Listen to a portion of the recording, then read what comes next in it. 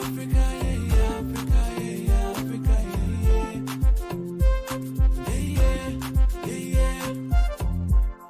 no matter where you come from, no matter where you are, no matter what you are, no matter who you are, as long as you're a black man, you're an African, you're my friend. Make we live in unity, make we live as one, make we live in harmony. Our diversity is our strength. Oh, my brother, make we live as one. You are an African, African, African, yeah. You are an African. Unite, Africa, yeah, Africa, yeah, Africa, yeah, yeah. Unite, Africa, yeah, Africa, yeah, Africa, yeah. Bájọwọ́ la fi ń sọ̀yà, ọwọ́ kan màgbẹ́rù lórí, ẹ jẹ́ ká ṣe ṣọ̀kan àwa ọmọ Áfíríkà. Paix, puissance, amour, l'Afrique doit se réunir. SCUP yapania umoja, kwa kuwa umoja ndio uyakinifu. Africa in unity, kwa kuwa tukiwa West Africa, Kenya, Tanzania, Uganda, Rwanda, Burundi, Djibouti, tunasema kwamba umoja wa Afrika ni muhimu. And Africa in unity ni umoja wa Afrika. Hey, yeah. Mama Africa is inside every one of us. Aye, aye. The spirit calls to me the same way it calls to you. Deep down, you know you are. Never you deny it. Makes you move your feet when you hear me. Makes you nod your head when you listen. It's the rhythm of Africa. It tells you where you are from. Africa, biko gemunti, tikwaka kaimeze Africa. Kanye me you maka, oh my yeah. We call you now, SCUPC unite. One voice, one Africa. One voice, one Africa. Yeah. You are an African, African, African, yeah. You are an African. Remember where you come from. Unite. Africa, unite. Africa, unite. Africa, unite. Unite. One voice, one Africa. One voice, one Africa. One Africa. Africa, yeah, Africa, yeah, Africa, yeah. One voice, one Africa. One voice, one Africa, yeah. Africa, yeah, Africa, yeah, Africa, yeah.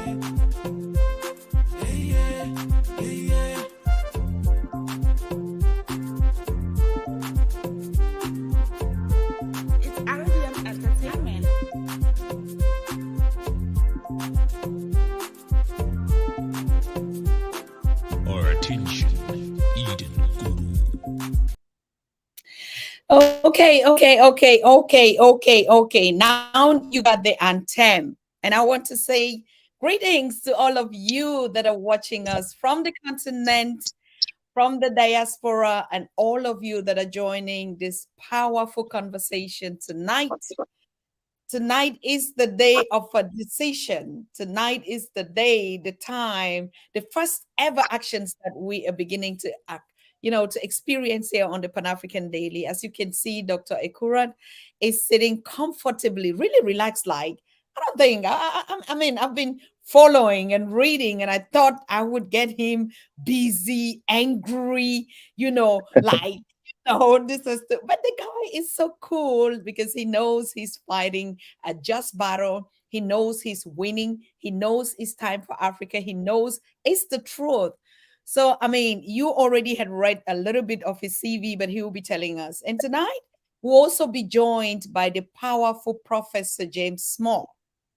And Professor James Moore just called us now, and that's why we're a little bit late, announcing that he'll be joining us in the studio in a couple of minutes. He's waiting for some technical hitch-ups. And our sister ELIZI DANTO, the powerful queen of Haiti, the advocate who is also suing. She had a court session tonight, and in the afternoon there is, and she'll be joining us also.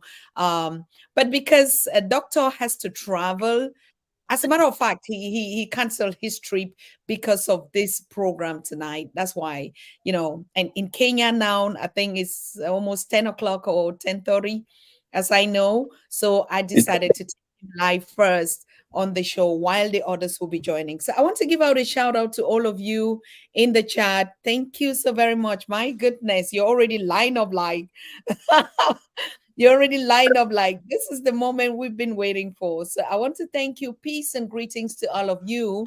Our topic today, or in the past days and past weeks, has always been on Haiti. There are two lions that we say when they are free, Africa would be free. We have the DRC Congo and we have Haiti. So we have DRC on the continent, and the first ever liberator coming from the diaspora, we know Emperor Dessalines, whom we've just been celebrating. And so that's why we were shocked to begin to hear a son of the soil, His Excellency Dr. Ruto William. I definitely campaigned for him on this channel. I was the one that was saying a president that is a hustler, a president that, is after the youth, and a president that says he's for the hustler. No, I mean, this time we got it. And we were kind of like, whip Uhuru, Kenyatta, and even the others and say, please, yes, your handshake was good, but please give the chance to the youth. And suddenly, just like Honorable Julius Malema said, I mean, we have to put a close eye on Dr. William, His Excellency William Ruto, because he says one thing and he does something else. I mean, like, we've been hearing that. Not only is he actually causing, annoying the Kenyans to about this issue, but we see him now jumping in the European Union, giving a speech on how he's really calling on them to become an ally to support this thing. I mean, like, Africans are like, this must be a joke. A hustler becoming a beggar, a hustler becoming now a visiting president. I mean, how did it even start? But I'm just happy Dr. Ekuru is here, and he's going to break down everything to us. And we really want to understand, because I myself, I became like, wow, what's going on? But I think he's doing something right that we didn't know, or we don't know, but needs caution or something like that. So I'm so happy that we are here tonight, and we're going to get it from the expert's mouth. Good evening, Dr. Ekuru Aukot, and we're happy to have you with us. Good evening, Susan, and thanks for the invitation, and good evening to everyone on the show tonight. Thank you. Thank you.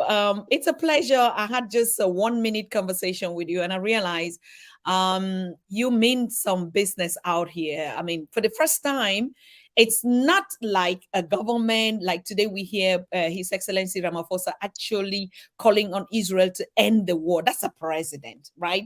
And now, because of the issue with Kenya, we're thinking, oh, is South Africa going to definitely also deploy? So there's like, shouldn't it be the time where Africa is focused on building the United African Front and depending on its economy, creating opportunities, and instead of being distracted? Well, that's the truth for the matter. I think the sad reality, I think if you go back to the history of Africa's emancipation, independence and all that, I think one of the frailties of our nations for the longest time is the failure of leadership. The kind of leadership that we have in the continent that is not focusing on what are the priorities for Africa, what are the priorities for Kenya, and most importantly, what is even the unity aspect of it. And I think this is one of the biggest failures in our continent. And And just maybe to try to digress a little bit, if you, for example, just in context, to put it in context, if you look at, for example, what's happening in Francophone Africa, Guinea, Mali, Burkina Faso, and the rest. I love the messaging that is coming there, not because I cherish military coups or military democracy as such, but the language that's coming up there is that we need to end imperialism, neo-colonialism. Our resources cannot be taken away. We need unity of Africa. That messaging for me is very powerful from these young military leaders in Africa today. And the reason that is something that we need to debate, and maybe we'll talk about it another day, because today we want to talk about Haiti, is that, a lot of governments have been hiding behind this notion of being democratically elected, but ending up failing the people. Now, in the case of Kenya, you have a president who claims that he is a hustler, he comes from a poor background, he was a chicken seller, and so a lot of Kenyans identified with him. He symbolized the idea that I am a person who can identify with a person who pushes the wheelbarrow, the mama mboga on the street, the street vendor. But now that he's in office, all of a sudden, he's become a puppet of the United States of America, the European Union, and the Western world. And he has abandoned his own background. So I think from that broader context, Africa now needs to rethink. And when we talk about Pan-Africanism, really the question then becomes, who is this speaking about Pan-Africanism? What is their actions? How are they behaving? And when Comrade Malema came to Kenya, and unfortunately I missed the opportunity to have dinner with him, he was saying, I heard William Ruto in the campaign speak about all these nice things, but I'm missing him. I can't find him, which is true, because now political promises in Africa are just becoming political promises. Actually, not political promises, political lies, political lying. And I'm one of the people who have argued, at the risk of always sounding, very unpopular, is that I think William Samoei Ruto's presidency is a blessing in disguise for Kenya and for Africa, because now we can say, here is a person who styled himself as one of our own. Now he has power, but he is no longer behaving like one of our own. He's become something else, which is why he can go to America, make these promises that I will give you 1,000 police officers to go to Haiti, basically to invade a country that essentially we should be proud of and protect as one of the black nations to become independent outside the continent. So it's embarrassing that you have these kind of leaders in Africa today. And for me, I do believe that Africa is rising. And I think Africa is rising with a little bit of anger against political conmanship that's happening. Because even for Kenyans, ordinary Kenyans, and I've done a little bit of interviewing, even when I decide to take just a Uber, when I don't feel like driving, I take a Bolt ride. And I ask the drivers, what do you think of this Haiti deployment? And people are saying, we don't understand it. We here on the streets of Nairobi, in our villages, we have serious insecurity issues. Why would Kenya accept itself to be used by the so-called superpowers, the United States, France, or Canada, to go and invade another country, a black nation? Brothers and sisters, we should be protecting. So a lot of questions are happening. Wonderful. Thank you. A lot of questions are coming up, but let's just warmly welcome Queen Ezili Danto. Please, can you unmute my queen? You're muted. And the great Professor James Small is in the house. Like I told you, I know a lot of you were just waiting and, for two of them. But we have the team. It's either Haiti or no African. No Africans worldwide. It is Haiti. And that's why we're saying Haiti is on our plate right now. If Haiti is not free, we can forget about Pan-Africanism. We can forget about One Africa. We can forget about all this blah, blah, blah that we've been talking about. So it is time that even the world is watching to see who are the true Pan-Africans. What are they doing? How do they date? How do they even know their story? And we'll come back to you, but I just want to hear a word of greetings from our Queen Ezili Danto. And if you know what Ezili Danto is, please just Google who this powerful spirit sitting here is about. I'm telling you, just go to your Google. I'm telling the family, just put Ezili Danto. Then you will understand who is sitting here right here with us. So, Queen, I welcome you. Greetings to you. Thank you. Thank you. By the way, by the way, before my ancestral sister Ezili Danto speaks, I wanted to tell Kenyans and Africans what really is the true pronunciation of, is it Haiti, Haiti? You know, I think that's one lesson we need to learn today. Honor and respect to all your listeners, Dr. Tasha, Susan, Tatah, and okay, Professor Small, my heart, of course. Ekuru, we just met. I love what you're doing. It is not hate T, it is IET. IET. Haiti. But obviously, there's a reason why the former slavers who we beat in combat hate us. So they changed the pronunciation in English to Haiti, but it is Haiti. So I'm Ezili Danto. I run the Free Haiti movement and the Ezili Network. I am a lawyer, and I have been doing this my entire life. Thank you for inviting us. Woo! Hey, pet them. That's what in Nigeria or on the continent we will say, like, okay, you want intelligence, you want professionals, you think we were stupid because we don't do it. Okay, that's the time right now. Professor James Small, you're welcome, Baba. I mean, the powerful backup is just crazy here tonight. Greetings, Prof. Greetings, my dear beloved sister Queen and mother, and to my sister Ezole, attorney Danto, and to my great brother. I am so proud of you, my brother Ekuru. I am proud of you. I love you. The ancestors love you because you are African and you did what an African man should do. And thank God that your ancestors' spirits was with you and is with you, because as my sister says, Haiti must be free. Yes. It is the first time in the history of the world when we struck the blows starting in the 1700s into the early 1800s to create the Free Republic of Haiti.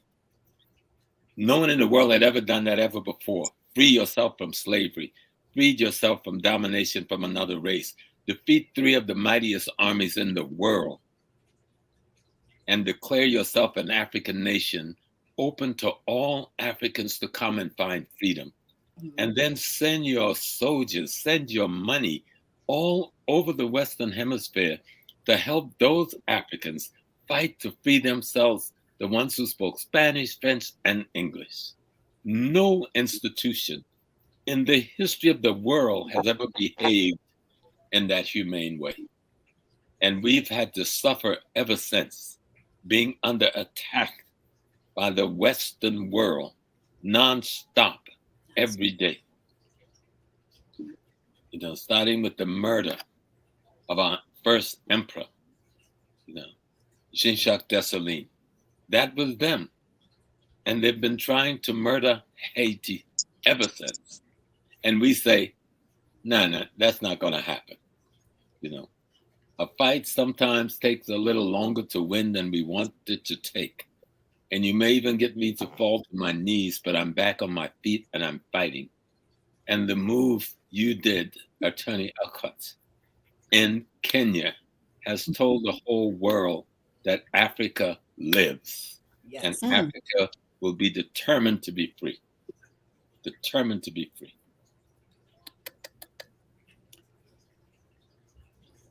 And I'm just here today to listen to the two great legal minds explain to our people what is going on. Me too. So let's just allow me to say this. Yes. There are gatekeepers in our communities, as you all know. And when the gatekeepers got to Mr. Aukot, I was like, okay, normally I just let it go. But this time, as you all know, I've said this, even when I'm gone, when that institution that's called the UN goes the way of the League of Nations, I want you all to know that I've put all my energy to make that happen. Yeah. So say my name, whoever my descendants might be down the line. So when Mr. Aukot, for 2 years, the United States has been running ragged, trying to find a cover for its plunder, whitening, and depopulation of Haiti.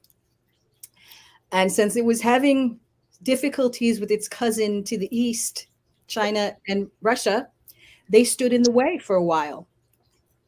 So they couldn't get the vote at the UN. As you all know, the UN is the most undemocratic institution on the planet. But they convince our intellectuals who go to school that this is the best way to be. Let's have 5 nations control 193, and let's call it democracy and world peace and United Nations. So imagine this. Look at it from my framework. As an attorney that's been practicing, I won't date myself, but over 30 years.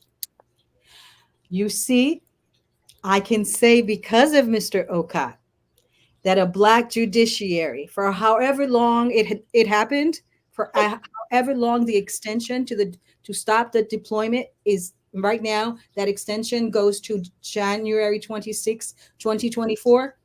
Listen, people, all you Pan-Africanists. Now, y'all talk. But Mr. Ekuru went to court. Guess who he told? Who can't violate our laws? He told Russia, China, the United States, France, America. So I have bragging rights because of him. Every time I do an interview, I start with this. Mr. Aukot and the Black judiciary of Kenya vetoed the UN. Yes.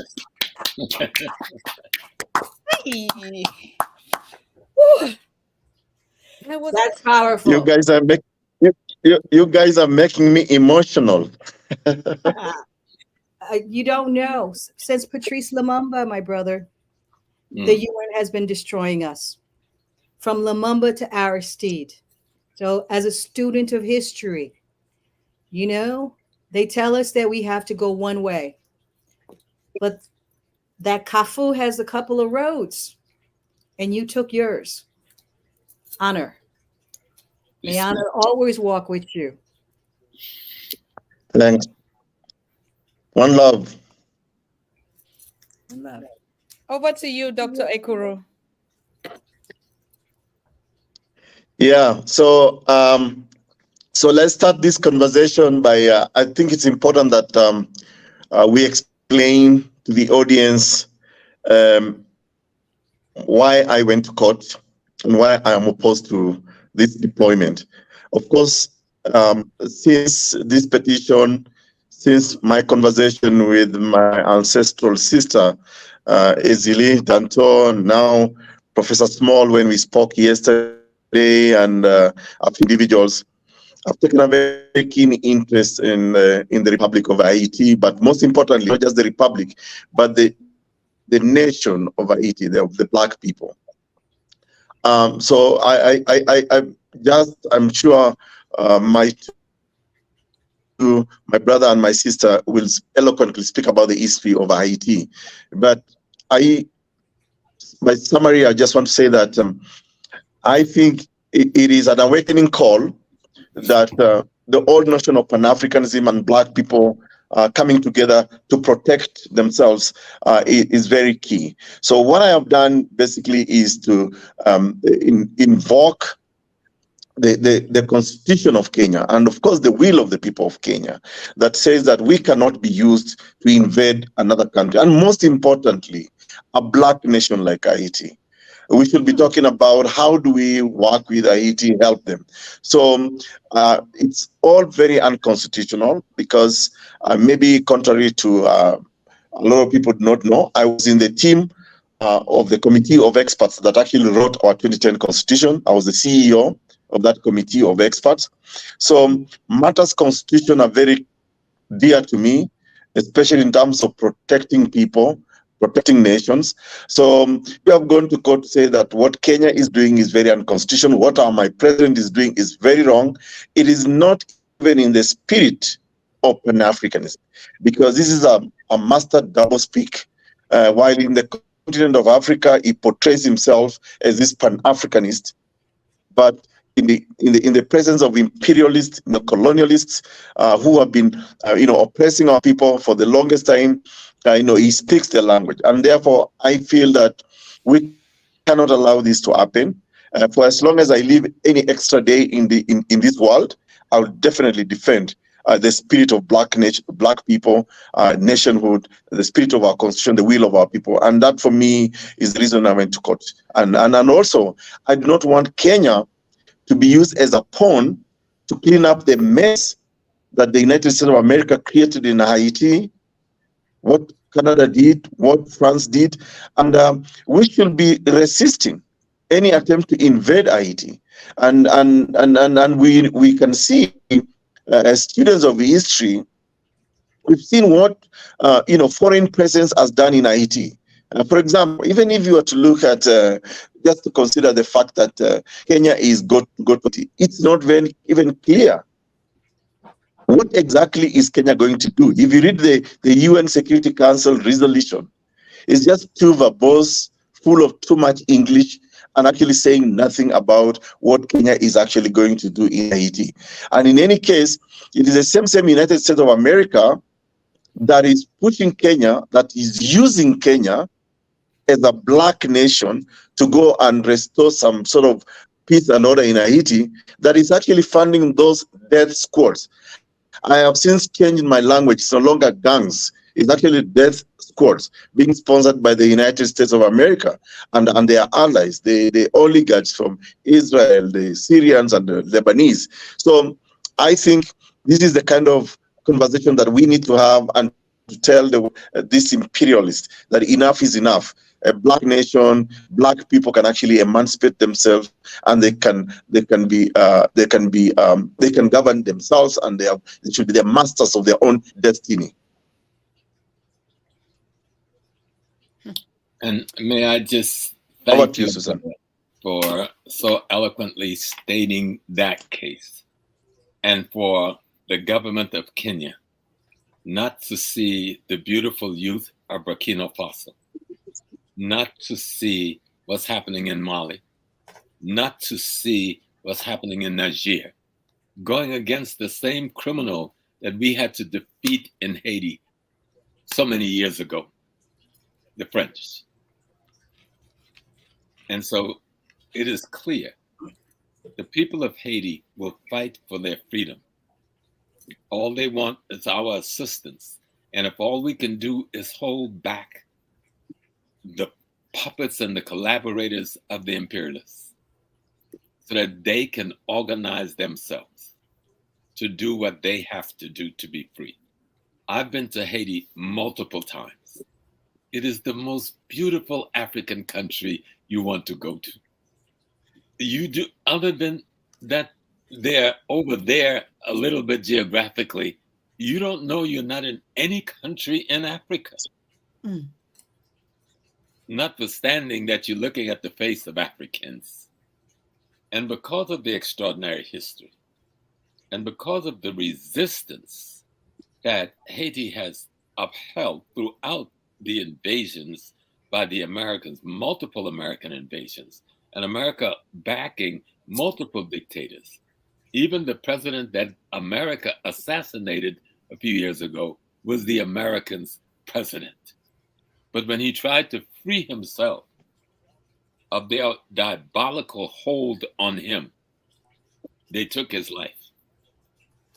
And now they put another puppet in place who have not been elected by the people, who have no connections to his own people, to carry out the robbery and the pillage, to take the oil. Haiti has an oil deposit off of its coast, as large as Venezuela, if not bigger. America will not allow Haiti to drill for its own oil. The oil alone would make every Haitian at least a millionaire. Every single Haitian would have a yearly salary if they wanted to do it that way. But if we think of the gold, if we think of the other minerals that they're stealing from this country every day, it will blow your mind what people don't know. Haiti is not a poor nation. We know it's not poor in spirit. We know it's not poor in character, but it's not poor in material wealth. And as Luke can tell you about some of the other minerals that the West needs to constantly get their hands on to keep their technocracy going. So we can understand what this is about. First, the bitterness, because no other nation. Do you realize we defeated Napoleon Bonaparte? Whoever says that? This little nation of African men and women destroyed Napoleon Bonaparte, destroyed the French Western Empire. 3/4 of the United States was in the French hand, and they had to give it up because Haiti defeated them. French lost its imperial power. This was Napoleon Bonaparte, and his family was part of the military, and Haiti crushed them. Crushed them. We got rid of Rochambeau. Thank you so much for bringing that up, because in the name of all of my ancestors, including the Dahomians who actually raised the greatest hero to ever live, Jean-Jacques Dessalines. And Empress Felicité. Yes. In the name of all of them, we just, November 18th was the 220th anniversary. Now, the whole world, of course, should know about this battle where we beat the Europeans' greatest general. I mean, they have a movie coming out on him. I know they're silent about this. So people, whenever I'm in a space and I start talking, folks look at me askew because what I'm saying is so contrary to what they've been educated to learn. So let me tell you, not only did our ancestors whip Rochambeau's butt all over the Caribbean, we freed millions of Africans and stopped the most diabolic trade that non-humans ever thought to do, the slave trade. Yes. But when you read the books about Haiti, number one, they tell you Toussaint was our founding father because France had killed him in the Jura Mountains, the way they had killed Christophe's little 11-year-old son that Napoleon killed. They don't tell you their atrocities, just like they're not telling you the atrocities they're committing today in Haiti. Okay? But they blast the news with these paramilitary gangs that they created. Remember, since 2004, the United States has come in contravention of the Vienna Convention, right? Diplomats are supposed to be neutral. They have come as one. That's the other lawsuit I need to bring, right? They have come as long. There are 6 nations that have come together, not for their own independent national interests, but they have come as one fist against this tiny little country with no army. Those 6 nations, you should know who they are, all right? Germany, the one who did the Berlin Conference that decided to chop up Africa like it was a cake these Neanderthals can eat. And that chopping up since 1884 has had Africans divided since. And I'm saying it again to Africans, like, wake up. You are president of what? They control your ports, they control your economy, they control your banks. What are you the president of? Wake up and do what the amalgamated African tribes did in Africa. When they got to Haiti, they were no longer Dahomians. They were no longer Congos. They were no longer Akan or Igbo. They came at one fist against all of them, the French, the Spanish, and the English, and kicked their butts. Africa, if you're listening to me, stop messing around. You are one people, one family. They just divided you. And you think a flag means something? Let me tell you about how many flags Toussaint Louverture and Jean-Jacques Dessalines put on them until they freed themselves. We make no arms. So when the revolution started in 1791, we put on the Spanish flag. It's like, sure. So we could fight for our freedom because they were giving us arms. When French saw that the Spanish was about to take over the entire island as a colony, they declared us free. And we went, okay. So we put on a French flag because we're not stupid. We know that each of these European tribes were fighting each other to try to take the prize, which is the island. Right now, Africa is the prize. Your resources, your labor, your culture. They bleed it to death like vampires that they are. But they cannot live in the sun of truth.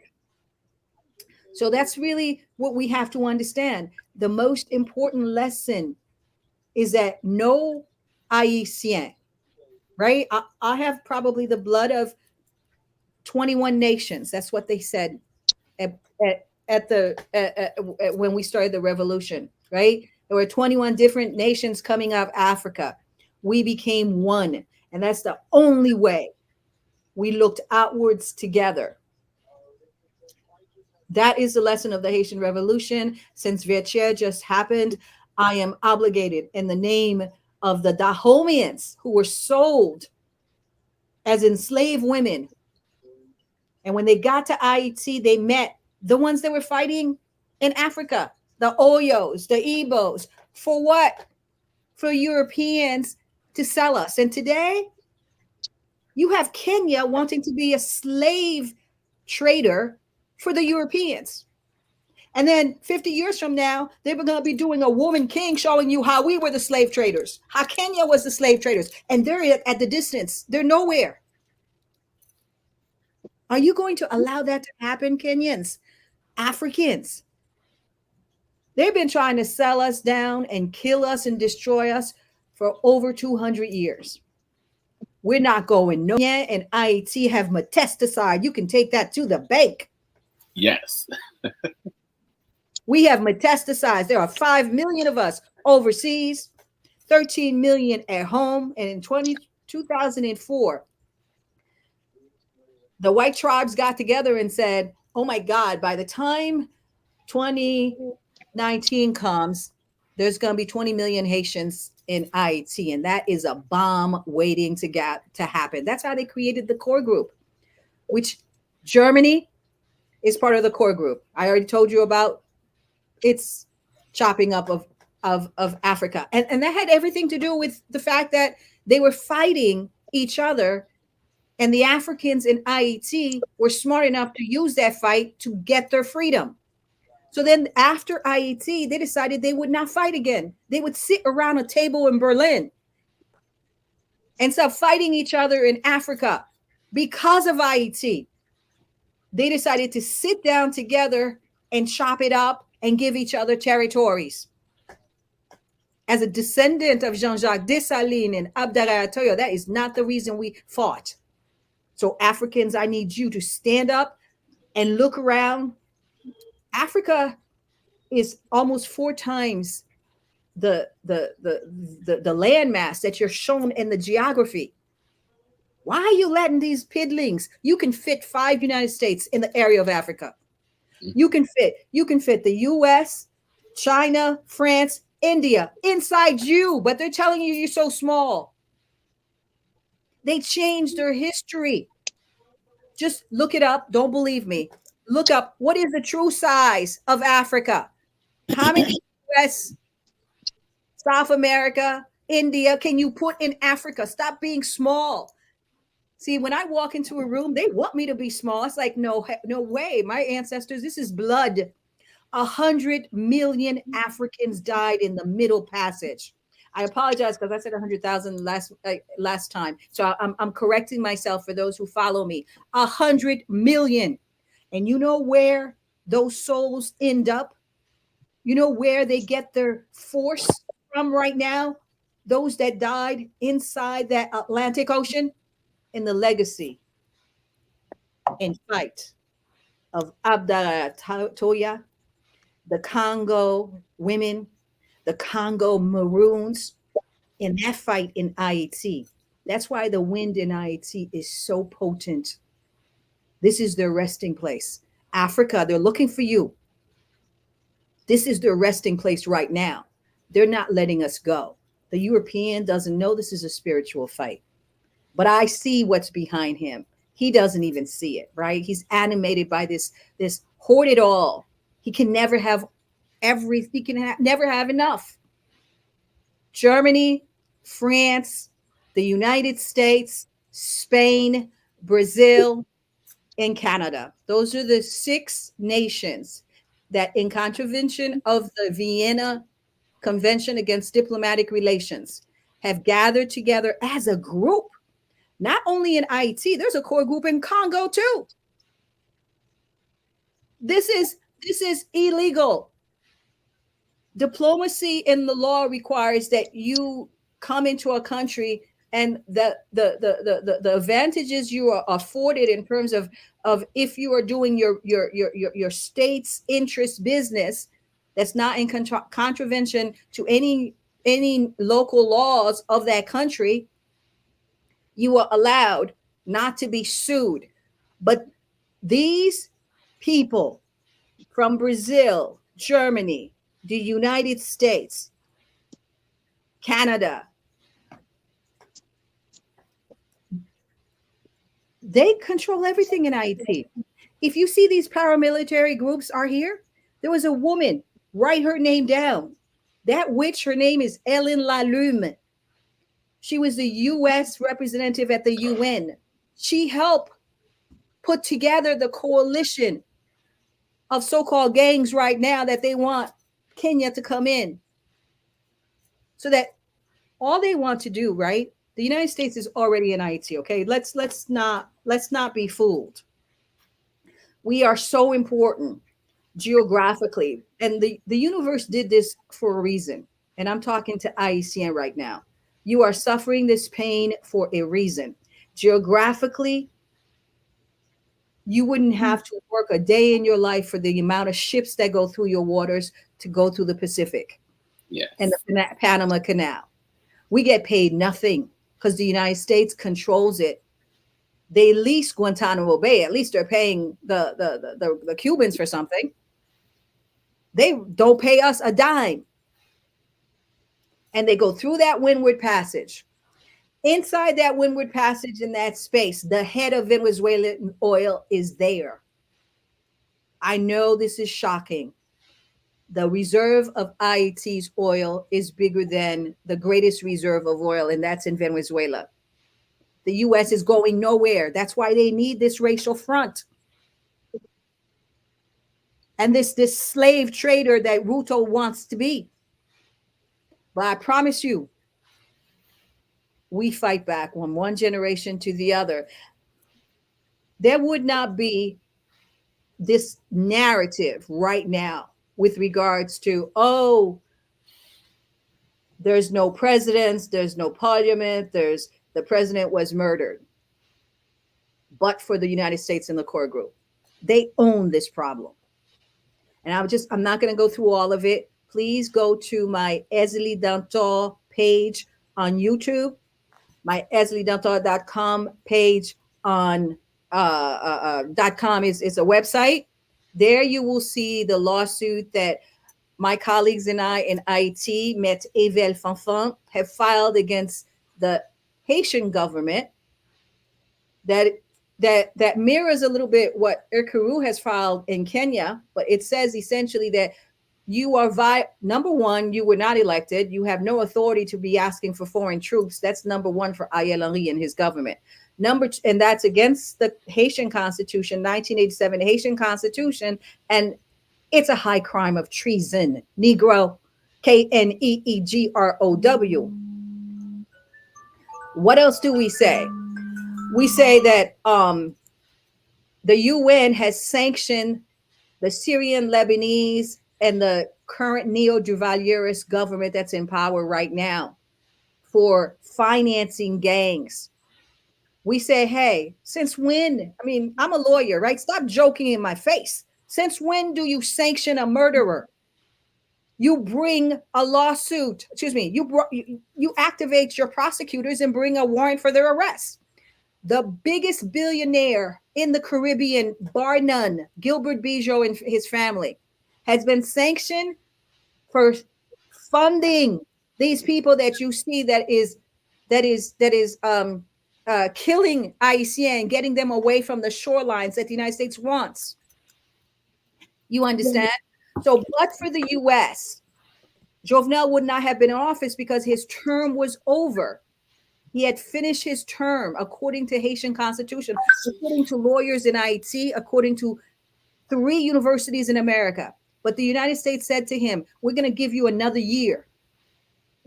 If the U.S. had not, and the core group, the illegal core group, who owns this problem right here, who needs to be sued to kingdom come, if they had not said that Jovenel Moïse had another year, when every legal mind in Haiti, including the Haitian Supreme Court, said that Jovenel's term was over, and 3 U.S. schools, Harvard, New York University, another one in Miami, said his term is over. The United States and Ellen Lalume said no.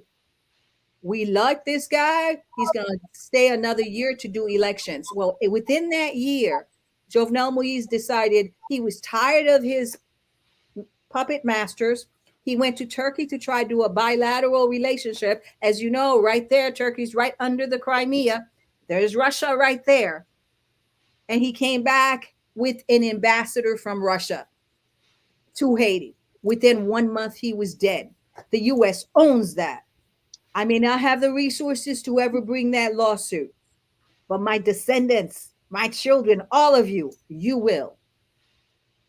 That is our story. Such an extraordinary story, Attorney Danto. You are such an important representative of Haiti. You are the ancestors. Come back. Our culture says we never go anywhere. I like to call it body shifting. You know, we pick these new bodies to get into. So they're hearing me. I need help. Come on, ancestors. Well, they're coming. Here we are today. We're telling our story to the world on one of the most significant platforms in the social media realm, Pan-African Daily TV. And it's apropos because Haiti was the first modeling of Pan-Africanism anywhere in the world. Long before W.B. Du Bois or any of the others. You know, when I was a youngster with no details for my action, I belonged to a formation in America we called the Yehuda Fighters. And my name was Koroli Wakaranja. That was my fighting name because Didan Kamanti was my greatest hero. I was a teenager fighting for my people in North America. So this moment in history is cool with me because I've lived in this moment. Because Kenya was one of the greatest examples after Haiti of the African freedom fighter self-determining through arms to be free. And so you presented the case beautifully. And for our young people and our elder and middle-aged people, who say we want to see the Africa that we want to see. We want to build the Africa that we want to see. We want the future that we want. Listen to this lady and go to her pages and understand this thing we call Haiti is not divorced from Mali. It is not divorced from Congo. It's not divorced from Malema and what's going on in South Africa. It's a part of the greater African freedom package. And my younger brother, Attorney Aukot, you have taken your ancestors, and I'm sure D-Don is sitting on your shoulders, patting you and rubbing your head. Hey, my boy, you've done very well. And we're proud of you. You know, sometimes we said Jomo may have made some mistakes in his later years, but in his youth, he was one of our greatest revolutionary heroes and still is. And I'm sure they're proud of you because at the end of this body's journey, we shed it. But the spirit that came with the beginning, we renew it. And so you have breathed life back into Africa. You've wiped the tears from our eyes. Because when we heard this thing about Kenya, so many hearts was broken. But you're not just one man. You're millions of ancestors. Millions of ancestors. Let's take back our spiritual understanding, our cosmic, ecological understanding of the divine. Give him back his silly little children religion. Let's understand what cosmologically we should feel like, look like, and act like as spirits, you know, in transition, constantly trying to right the universe, trying to bring the harmony and balance to the universe. And we start at these levels of economic, politics, and culture in these geographical spots we're in to bring the harmony and balance that our ancestors, who is the children, remember, the universe gave birth to itself as a human, and that was an African woman. And we're her children. You know, that's not metaphor. That's not folklore. That is my reality. That is your reality. But we have to claim and own our cultural reality, our spiritual reality. That's the first big step to being free. Freedom is to be shackled to your African identity. True freedom. And in that shackling, in that identity, our ancestors are waiting to be released. And the way Dessalines and the others released them in Haiti. You have just released them again in Kenya. And we're proud of you. We're extraordinarily proud of you.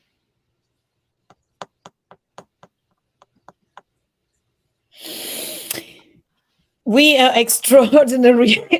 I'm like, everyone is listening, and I want to thank the voices of the ancestors that are present in all of us, using us, the chosen. So it's no coincidence, each and everyone that is working and put on this mission. You can also be that. I'm talking to youth on the continent and in the diaspora, whom we look up to. Dr. Ekuru is like a symbol. What Professor Baina Bello says, Julius Malema, when he looks at his futures and everything, reminds him of Emperor Dessalines.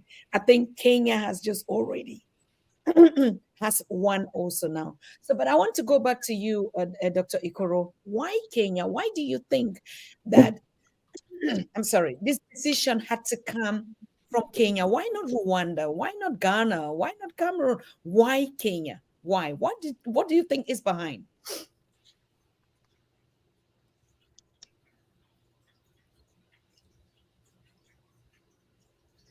Reasons why Kenya, but let me take you back to 2007 and 2008, the post-election violence in Kenya that claimed over at least 1,200 Kenyans, in which consequently presidents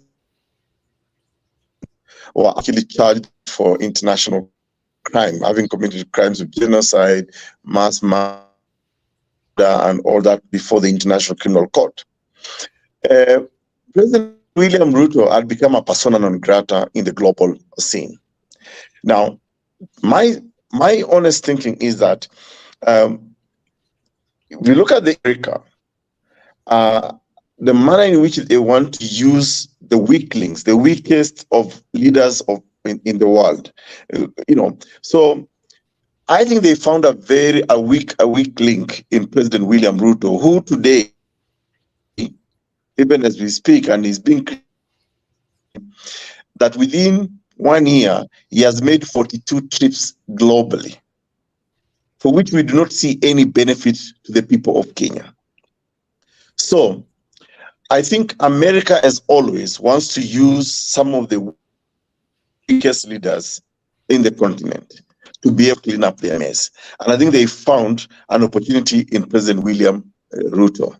Of course, today, even as we speak, IMF is very back into Kenya. Kenyans are complaining about high taxation, and William Ruto is not apologetic about it.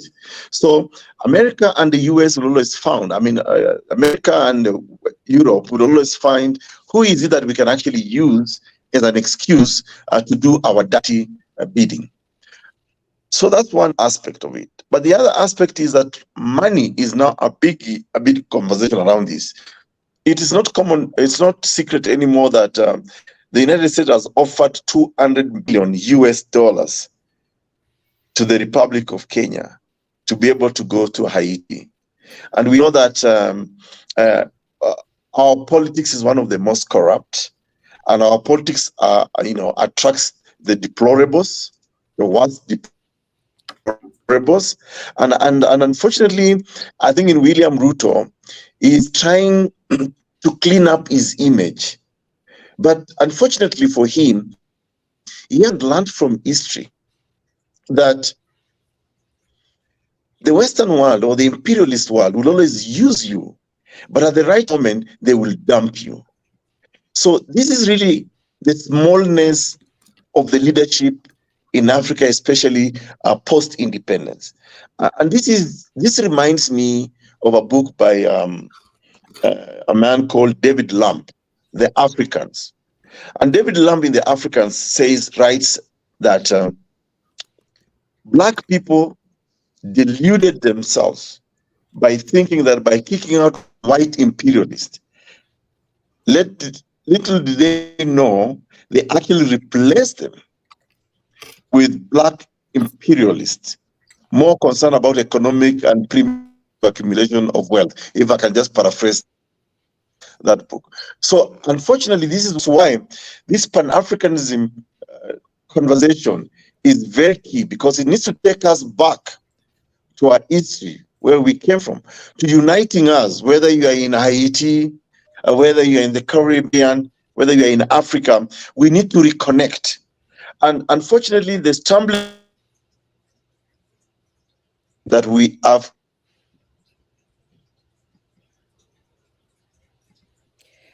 I'm sorry, I think his network is really creepy. He's been going out. But let me just come back to Professor James Small. He touched something, and I think this is the fundamental basics of what even Queen Ezili is talking about. Do we want to think that it's really the ignorance of our story on the continent? Because, I mean, if truly speaking, the president, the leadership, even Africans on the continent would understand our story, I think it's really going to play a significant role. Like let's just say this is the passerby, but the future, like we say, the young people to understand that. I think, like, I don't know, Professor or Dr. Suzanne, I know we can't even connect to you. Oh, I'm sorry. So it's like, Professor James says, you've always been saying a true knowledge of our story would actually demystify all this. And some Kenyans are thinking that the ignorance on the continent, not knowing our history as Black people worldwide, could be some of the causes that we're looking at others just like foreign nations. Is that true? It is very true. One of the books that I think we should recommend, because he did such a good job in making it simple, is Dr. Kwame Nkrumah's Neocolonialism, where he describes the institutional construct and the behaviors of the collaborators who would be used by imperialism and colonialists after they physically pulled out and give us flag independence, but keep control of our economy and our natural resources. And the people we end up getting back to our country is supposed to be the educated African elite that have been programmed and educated in their universities with their content to carry out their intent in terms of the constant pillaging and plundering of our land. And then we have the situation where China has become an immense competitor in the West and has done a fairly good job in giving us better deals, okay, where the money isn't just going to one corrupt leader, but we can see in some of the contractual arrangements, especially in East Africa with China, the new railroad systems, the freeway systems, the port systems, the telecommunication systems. Yes, China is looking up for China's interests, but at least we've got a competitor that with the Western imperialists historically to us that allows us to make some better deals.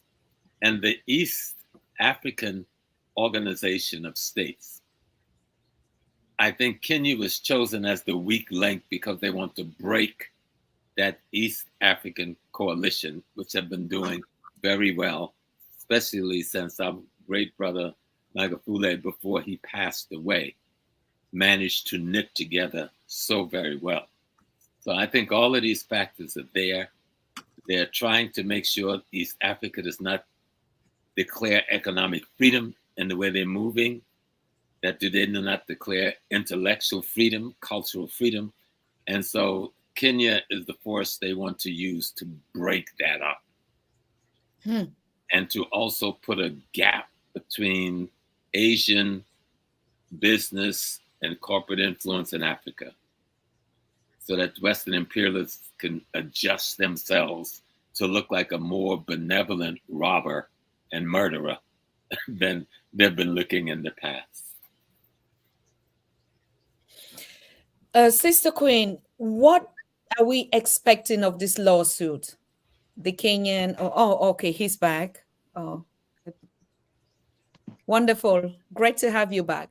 I was just, I'm asking Sister Queen, Lee, what do we expect of this lawsuit? So we filed in Haiti against all the current de facto government of Ariel Henry. And we served them on November 6th.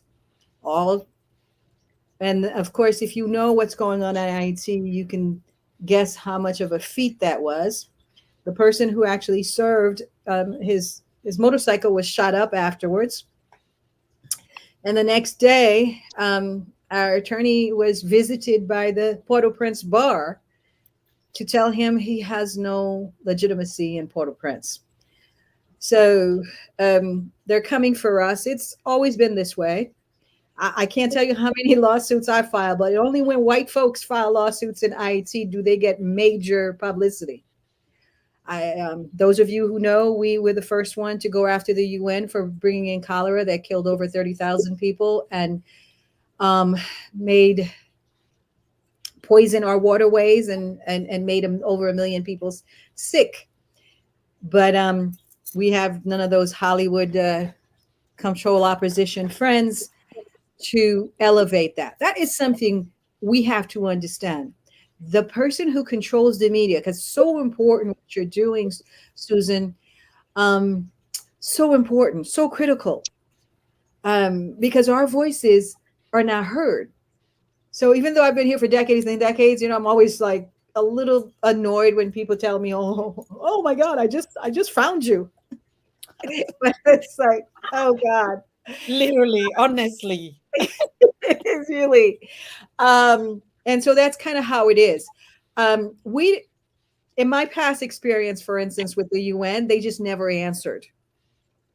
And I don't have the resources, I can tell you right now, to push against this big, gigantic Goliath. So yeah, I don't know if they're going to answer. Obviously, we're going to push on. If they don't, we'll ask for a judgment for non-appearance and so on. But just finding a judge right now to hear the case is a a problem, because they all working for the government. They were appointed by the de facto government. So for me, a lot of my work I have come to see as putting down some steps for the next generation. And so I give you all my back to stand on when I'm gone. Because yes, we're going to fight, and we have. For instance, you know, we when I realized that the UN has so many, the UN had Obama, the first so-called black president from Kenya, supposedly. I'm telling you, that's why I keep saying Kenya. Yeah, Kenya. Okay. All right. Kenya. I'm sure Obama gave Mr. Ruto. Now, you all may not have heard what Attorney Ekuru just said. He said this guy was indicted. Not that I give any credence to the International Criminal Court, because they love indicting good people. But this guy obviously is not good. He was indicted by the International. Do you know how insulting that is to the ancestors or every black person? The U.S. went and found a president who was indicted by the International Criminal Court for ordering the killing of his own people. Now he wants to bring those police to come and kill us. Nobody in the media finds that atrocious. Listen, right? They're trying to give me a heart attack, and I already got high blood pressure. So I tell you this. A lot of Haitian, obviously, they feel empowered by the case. They are, you know, people will like call me up and it's like, yeah, and you know, they need to be charged with this too. You know, because we just charged them with the high crime of asking for an invasion of Haiti, not only because you don't have the authority to do so, but because you have two other solutions.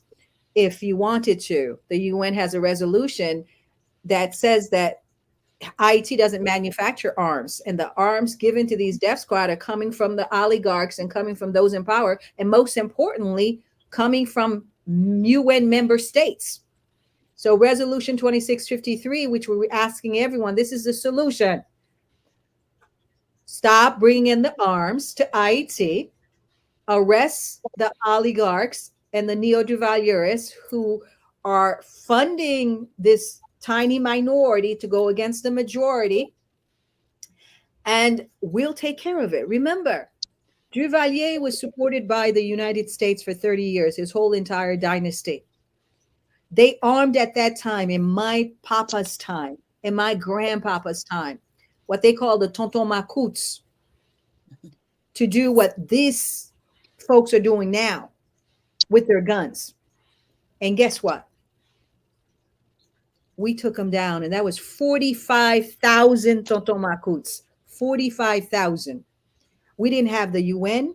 We had nobody. We stood by ourselves. And of course, you know, they went and hid and so on and changed their uniform. And then now they're trying to come back as these gangs and so on, right? But we took them down. So let me tell you, Kenya, okay? We know how to handle business. We took down 3 European powers. We took down the tonton macoutes. We are the only nation in the Caribbean that's not allowed to freely travel under CARICOM.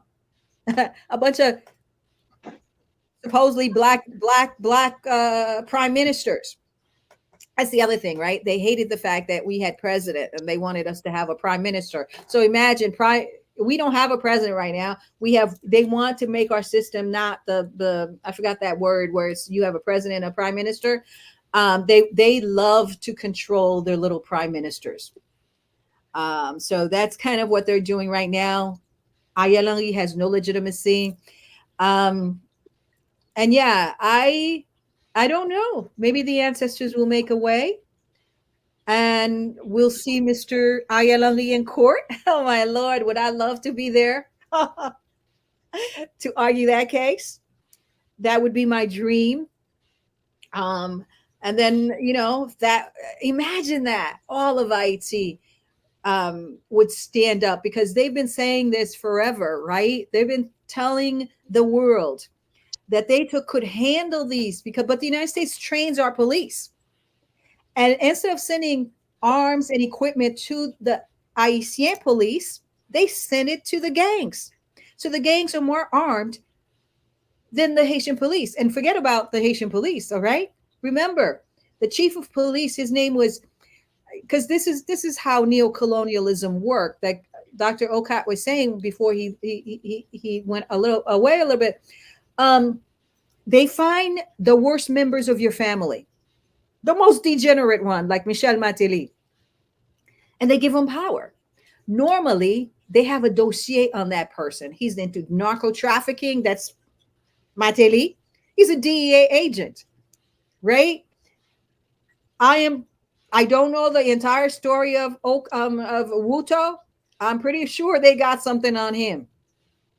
When they have dirty Africans, they're running him around like a little poodle. It's kind of embarrassing for me as a woman to watch this grown ass black man being flown everywhere like a little poodle on a leash, right? He just took a picture with whatever the French Neanderthal the other day.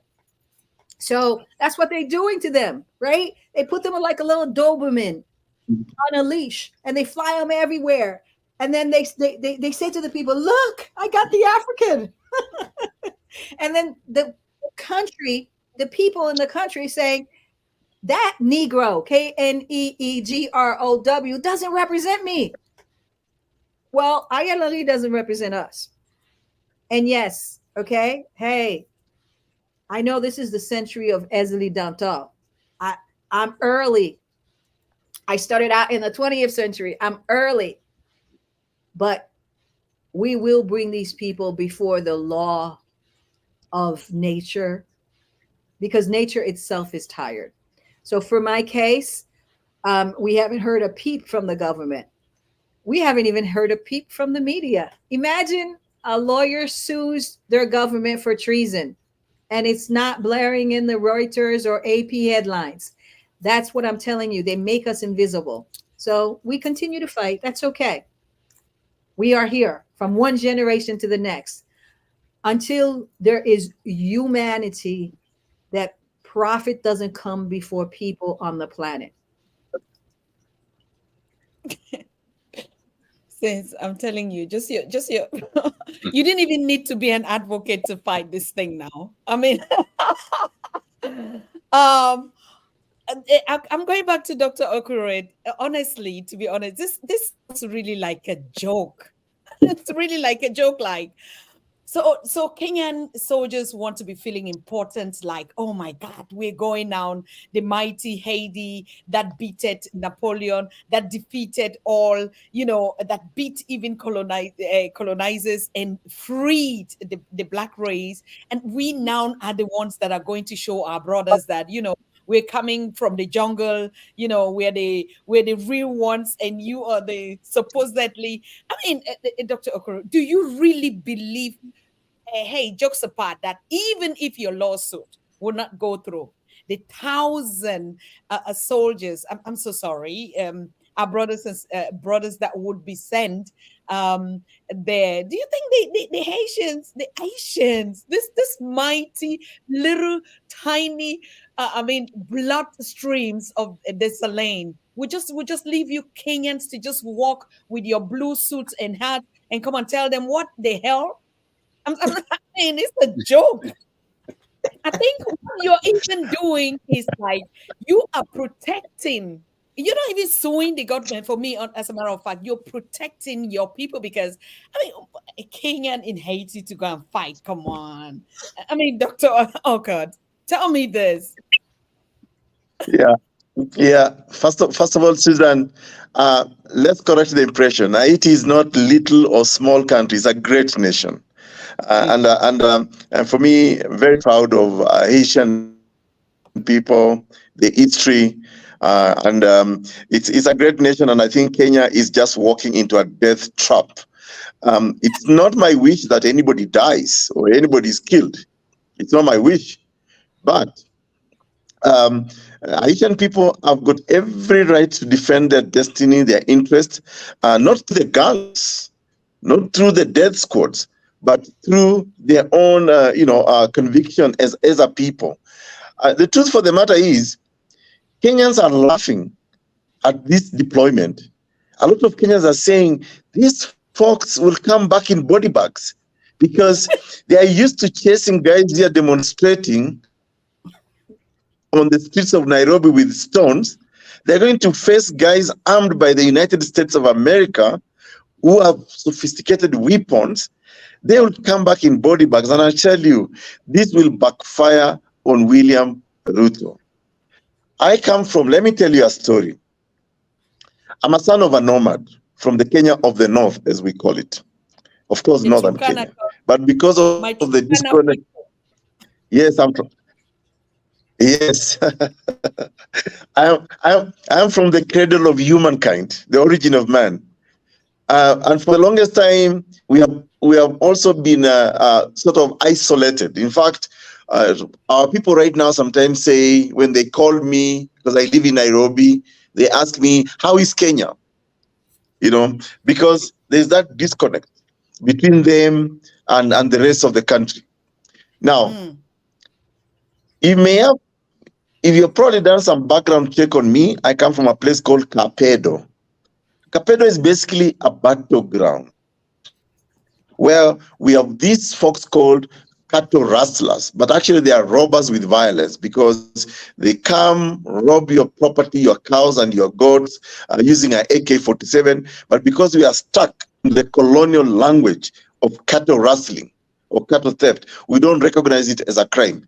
Now, there is no enough policing in Kapedo, in the entire northern frontier district or the entire northeastern province of our country.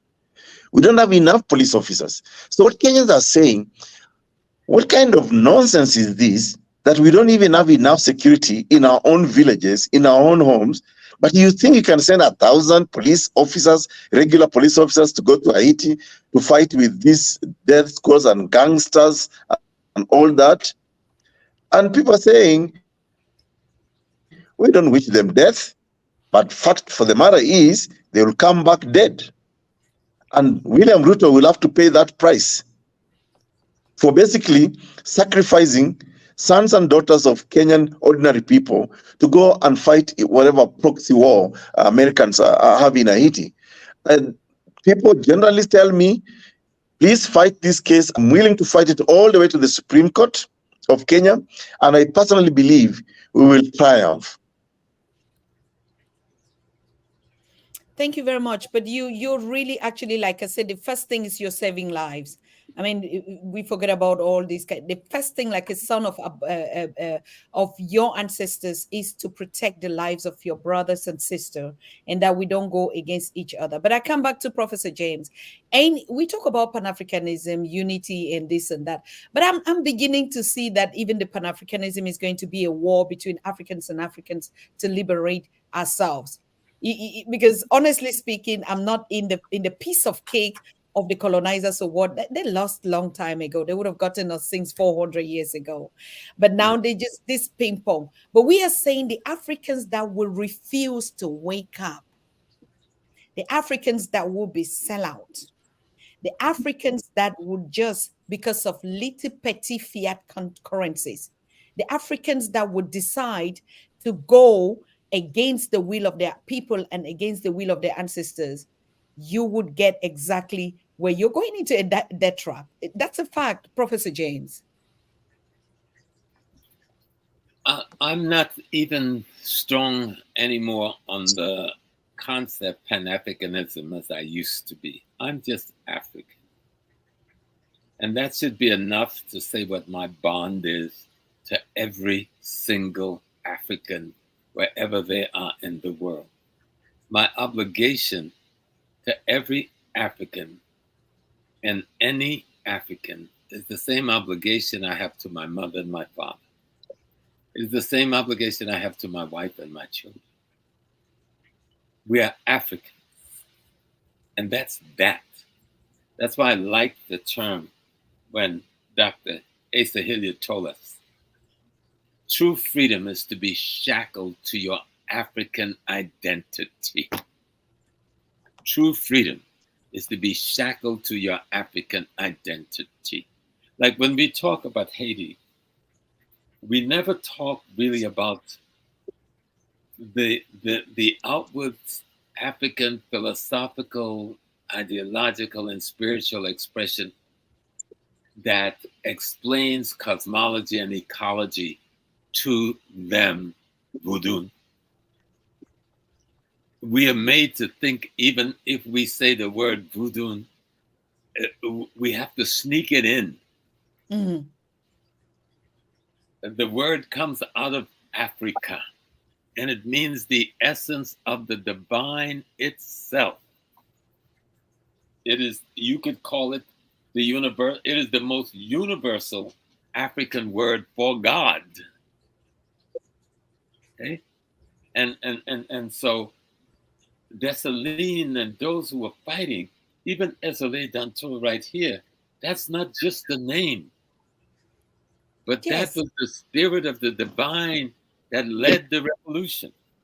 Mm. There's an explanation to that name in terms of qualities and attributes of the human character that's necessary to free yourself.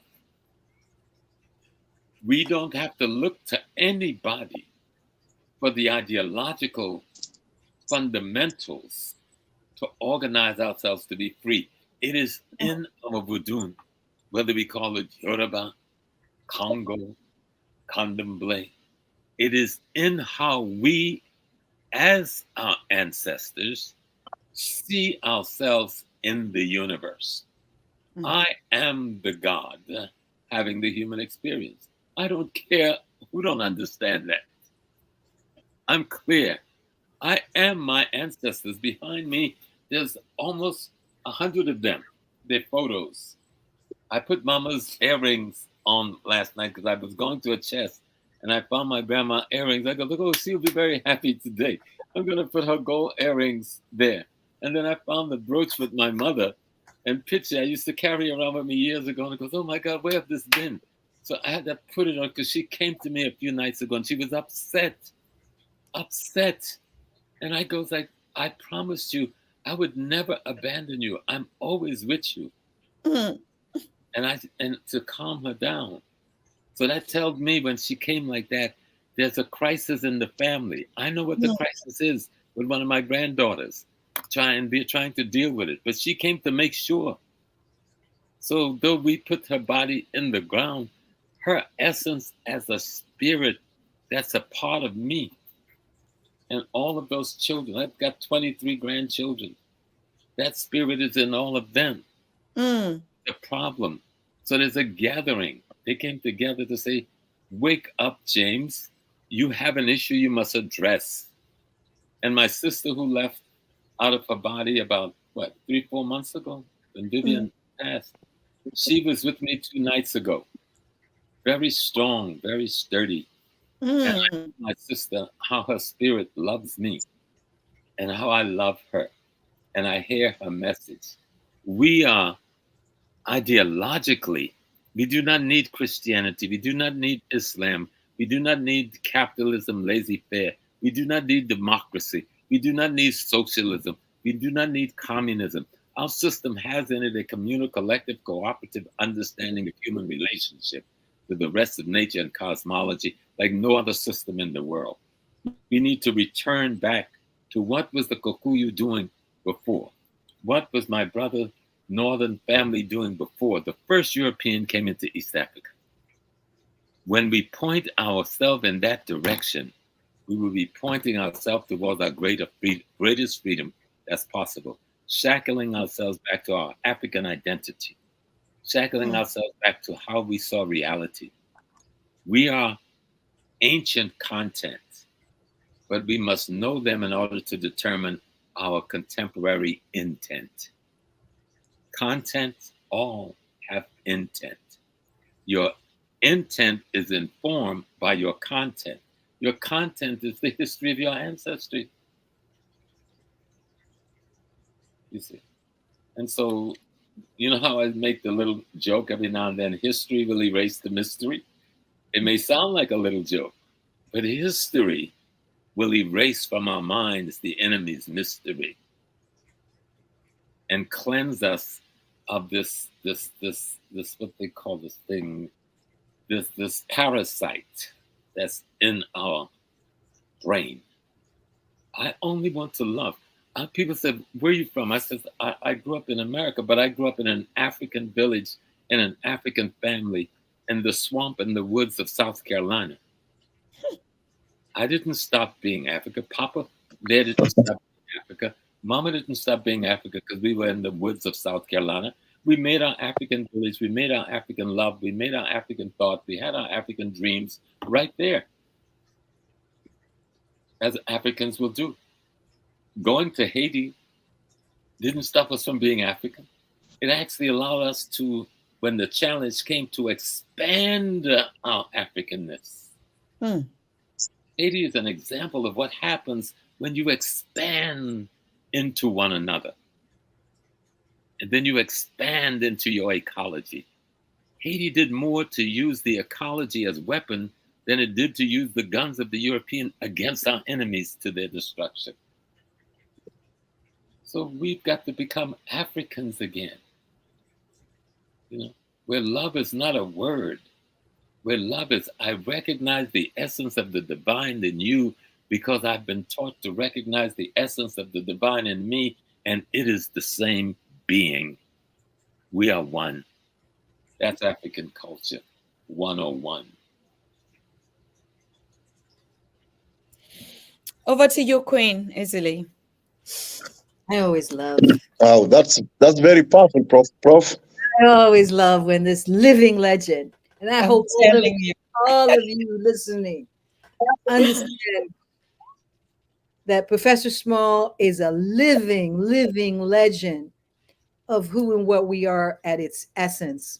You know, there's not many people I go find. I went to find Professor Small. He'll tell you, I knocked on his door. Yes, he was like, what? My wife said, who is this lady coming in my house? I don't go find many people. But then I realized that's my sister coming in my house. He is the most beautiful, purest of hearts that I know. Yes. And I said to Ekuru, I'm meeting you. I'm gonna bring the big guns here. I'm gonna introduce you to our heart, to who we are. We didn't have weapons. and you didn't. Yes, I did. I don't introduce everybody to Professor Small.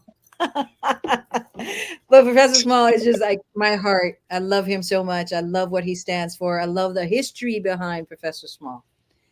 And the fight, especially now in this space and time where everyone is collaborating with injustice, where everyone wants to play this game of proprietary, right? So when I come in, you know, I shock their system, right? It's like, well, you know, why isn't she wearing fake hair and all that other stuff? I just shock their system, right? Because there's nothing that I love more than my culture. There's nothing more than I love than my Black people. And there's nothing more that I love more than to say my job, I came here, is to liberate the Black woman's child. Oh yeah, we're here. And in Haiti right now, there are many Ezli Dantos, right? That's an archetype of the warrior mother. Just like in Dahomey, you had the Minos, warrior mothers who took up arms in Dahomey, right? Or in the Congo, the descendant of Queen Nzenga, who actually, when she was looking around trying to figure out how do I stop this parasite from taking my children, and using them as their, I don't want to say that, but yes, I always say it, just using us in any ill way that they wanted. So she said, are they rational? Why is bling so important to them? Why is gold so much more important than a child? Like, I think we're an ancient people and we just didn't understand that. And to this day, I meet Black people who have this cognitive dissonance because of what they have been taught about the Neanderthal and what the reality is. You see, there's an energy behind him. And for whatever reason, his avatar sometimes can't see that energy.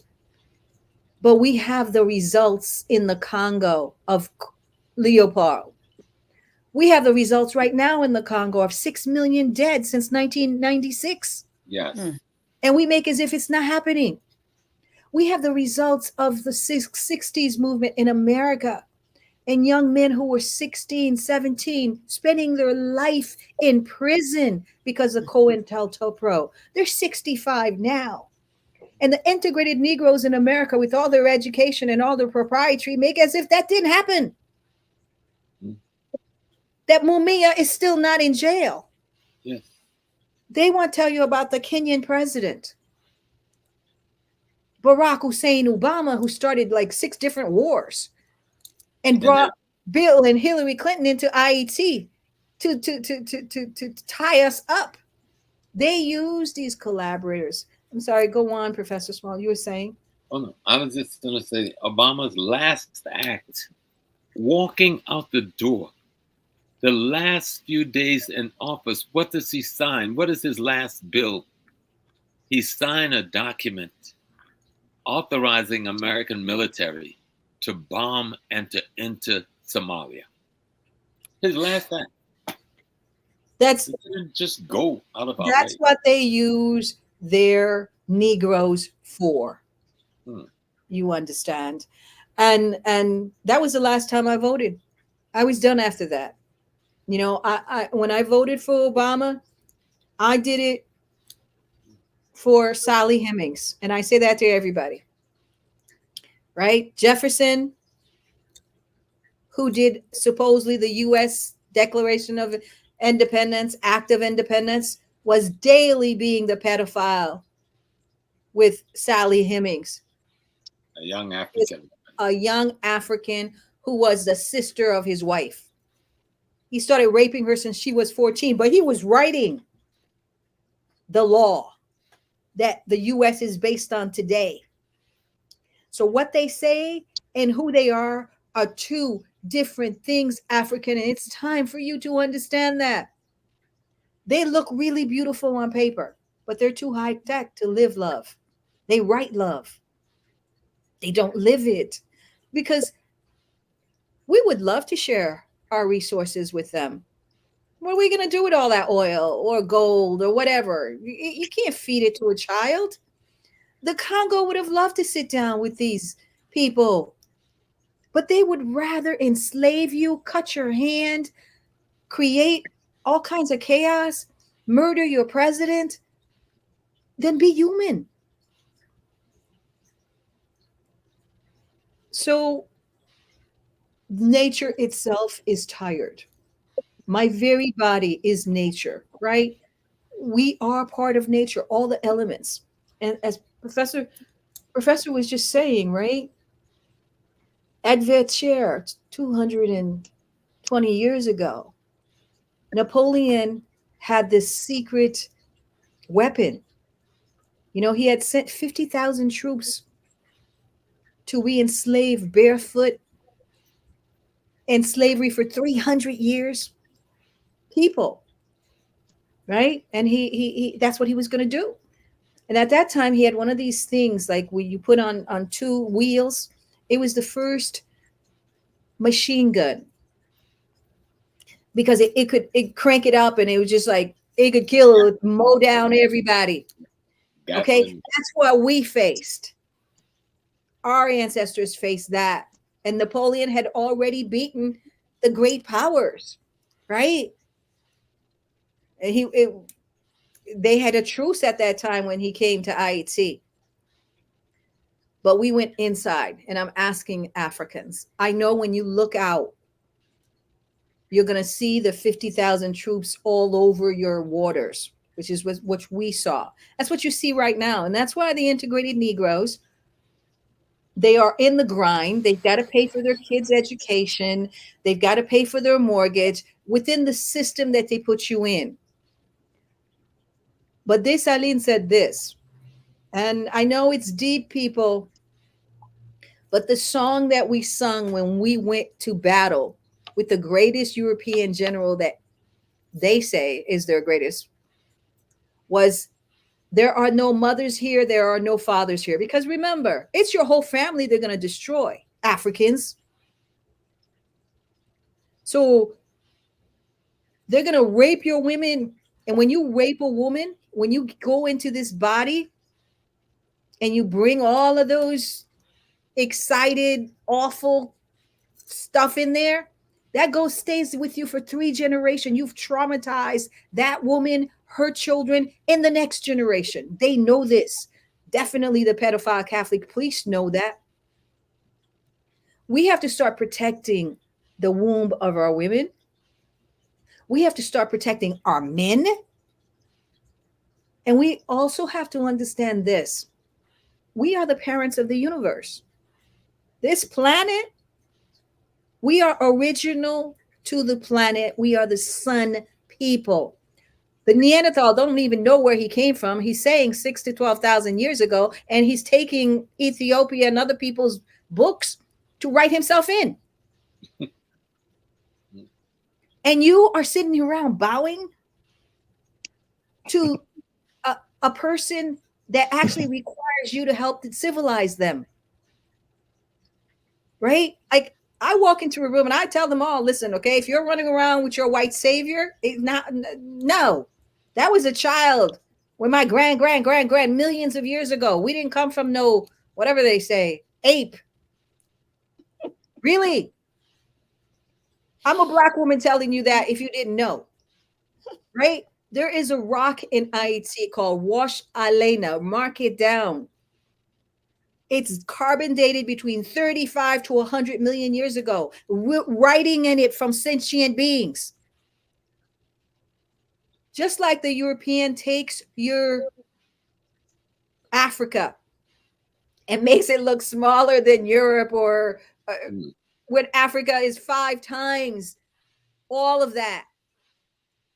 You have been educated to be small. And it's time. Honestly, I'm exhausted with you Africans trying to be small. I'm exhausted you wanting their little bling or the hedonism that he is so into, right? Because when you're not spiritual, when you're not connected to the elements of the universe, when all you want to do is to hoard and to dominate and dominate and dominate, it means you have really no internal power. So let's understand that, Africans. So with whatever tiny little resources that I have on this realm, I want to support Dr. Aukot and men like that. I'm looking for Ogu, Black man. Where the hell are you? Polygamy. Please. Please. You can't handle one. With the history. But listen. Go ahead, Don. But easily. Sorry. So I think listening to both Prof and my sister Isli and just the last contribution, I think one of the conversation rise Africans, and I stand corrected now by Prof. Let's talk about being Africans, being Black people. The political leadership does for the longest time. And I think as many of us as possible really need to get involved in politics and to be able to clean up. That's because our politics only attracts that the the imperialists, the neo-colonialists actually use to justify the fact that we black people or we Africans are just primitive, are like those the worst. And I think this is a conversation in my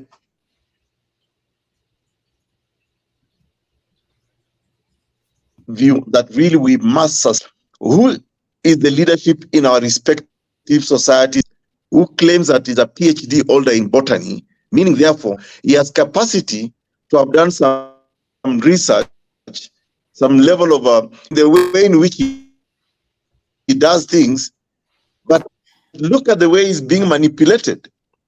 And because it's a symbol of the Kenyan nation today, the Republic of Kenya, so the rest of us are lumped together in it to be seen in the that I keep on challenging my contemporaries.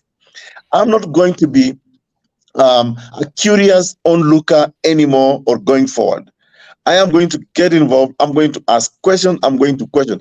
And like I say, I'm not very old, but neither am I very young. But for the few years that I still have on this earth, I'm not going to sit back and just watch our society, our people being abused, being used because of some cheap politics. We have to get involved. And I agree so much. It's the way we organized ourselves before we met them.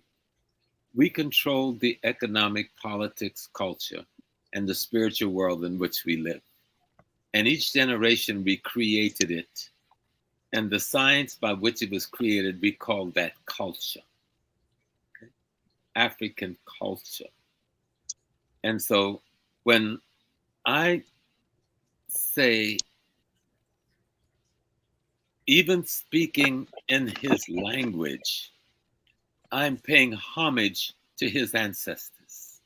Mm-hmm. And his ancestors is my murderer, my mother's rapist, my sister's rapist. And so when I says, I want to be equal to you, I'm saying I want to be equal to a murderer, a genocider, a rapist, a pedophile. Do we understand that's what we are saying? That I have to struggle, right, to think in an African language that I can't even speak. But I found the language in my head and I can think in it, though. I cannot speak it. And many times when I go to different countries, believe it or not, I can hear it, though I cannot speak it. Because their language is antithetical. Is that the word? They got these big words. I'm not good for these words. Their language is an enemy to African human construct. The very language, the formulation, the etymology of the words to describe the things in nature is anti-human. And it damages our ability to be human. That's why so many can sit by and watch the babies and the ladies by the thousands die in Palestine and thinking they have to make like there's some choice to make on who you support. I can remember being on the slave ship. I can remember it. I feel it. I dream it. I cry. I sit here in this shrine sometimes and just think of those experiences on the plantations and on the ship and being marched, and I cry because I hurt. Because that was me. That wasn't my, when I say ancestors, that wasn't somebody else. That was me at that time. This is me at this time, trying to reclaim myself. So I understood me from that time, so I can determine what to do with the me in this time to change the contradiction I find myself in. I hope that wasn't complicated. No, It's so true.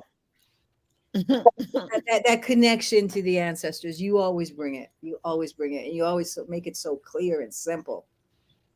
You know, because they look at us like that. I mean, you know, the hero of that battle, that final chair battle. One of the things when I was studying to do the teaching this last Saturday, it struck me what he said, you know, Capois la mort, Francois Capois. He was the guy that just like was running into the cannons. Why would you do that? Running right into those cannons, because they had spent 300 years of enslavement. We now have this, you know, I come from my parents, farmers, peasants, 70%, no, you'll never get it from watching the media, but 70% of Haitian are farmers, right? So I come from a peasant line, right? And although I've never experienced this, but I use it sometimes as a metaphor when I'm explaining the situation, right? When rats are like biting you, right? In order for you not to feel the sting, they blow on it. Yes. You understand? I really this too. Okay. They're so That's what clever. the white man is doing to y'all. Right? So he's killing you, but then he's giving you this beautiful picture, this blowing on it. And you're confused. You look down, it's not there. You just, you feel a little cool air. Because he's gonna give you like one kanda. The most insulting thing, right? I mean, people nearly hung me when I was talking about it when that movie came out. They're like, "Oh, we look good." I'm like, "Yeah, you do look good." But hey, the CIA is their hero, right? Who's destroyed most of your leaders in Africa. And this method of living is not African. Where you take tourists in Jamaica, for instance, and you bring them all in to this beautiful beach and this gated community where you can do whatever you want. White people can have all the dreads they want. They can have gigolos. They can do whatever they want inside that. Outside, the Africans are killing each other and can't live. They have no resources. That's the white man's and the Eurasians' idea of civilization. Let's put Wakanda in the middle of enslaved Africa, and then have all of these things happening around them. But they got vibranium, they've got all of this stuff. But who are they? They're like, this is their life. So you are educated to go to school and then go live in a community where you don't have to deal with any of that, the rest of the masses, because they're down there because they have no resources, no work, no nothing, right? And so that's their level. We call it at the Free Haiti movement and the Haitian Lawyers leadership that Jean-Jacques Dessalines and Gun Guiton and the women and men of the Haitian Revolution did not fight for bourgeois democracy. Bourgeois democracy, we define, is where you have ultimate beauty, ultimate resources, ultimate richness. Live in the same space as slavery, rape, destitution, and poverty. That is the world right now. And as a woman, that hurts me. Every sentient being who did not eat today bothers me. I don't care what color or what race you are. The world is abundant. We need another philosophy, not the gated one, but the one that said, when I go up to Trump Towers in New York and I go down, gold, la belle vie, beautiful. And then you go down and there's a man sitting on a bench. He doesn't have a house and he has a cardboard and everybody passes him by. That's bourgeois democracy. Nature, we are not like that. We can't cut ourselves off like that. Even if you think you can, your spirit is watching what's happening to that sentient being that's hurting. But the European can come to Haiti and hurt us for 200 years. And then tell everybody they're bringing Kenya to help take down the paramilitary gangs that they put there, that they finance. They play this hero villain thing. And I'm asking Africans to remember you are parent of the universe. Every sentient being matters, but especially your children. Your people matter. And bourgeois democracy is not what we want in the world. It is not good to go to school and go live on the hill where everybody else is living, barely making it. Our world, our desire as spirit is that the world is abundant and we can share. That's what Laku is about. Combit is about. We didn't understand that when the Neanderthal and the Arabs first, 1,200 years of Arab slavery, now they have Arabs in African countries because they know they have that spirit. Africans, we have to sit up and decide, do we want a humane world where everyone gets to have some minimum, as opposed to living in Wakanda and letting the poor just die or the impoverished just be impoverished so that they can be used? Like Ruto, I feel sorry for the collaborators, right? Like something is wrong with that man, but he doesn't see it. But there is a place for him too. I know people think that's controversial, but I always come back to where I come from, right? The Haitian Revolution. It was overseers who began the Haitian Revolution. Overseers. Bookman was beating Africans, or seeming to, before he led Coupe-tête Boulekai. So was Biassou. So we had, everyone has a place, I say.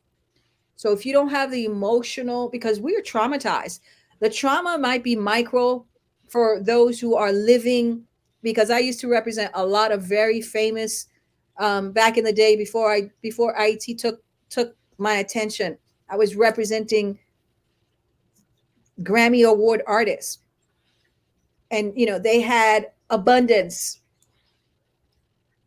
But the microaggression that Black males have to go through every day, that Black women have to go through every day, and the visual attacks constantly that we have to deal with, that our children have to deal with. So by the time they're 2-3 years old, they're telling you they want to be white because they see the visual of how that group of other is treated. It is up to us to change that. And in Haiti right now, for those of you who are looking for something to hang on to, Kenya can hang on to what Dr. Aukot is putting out here.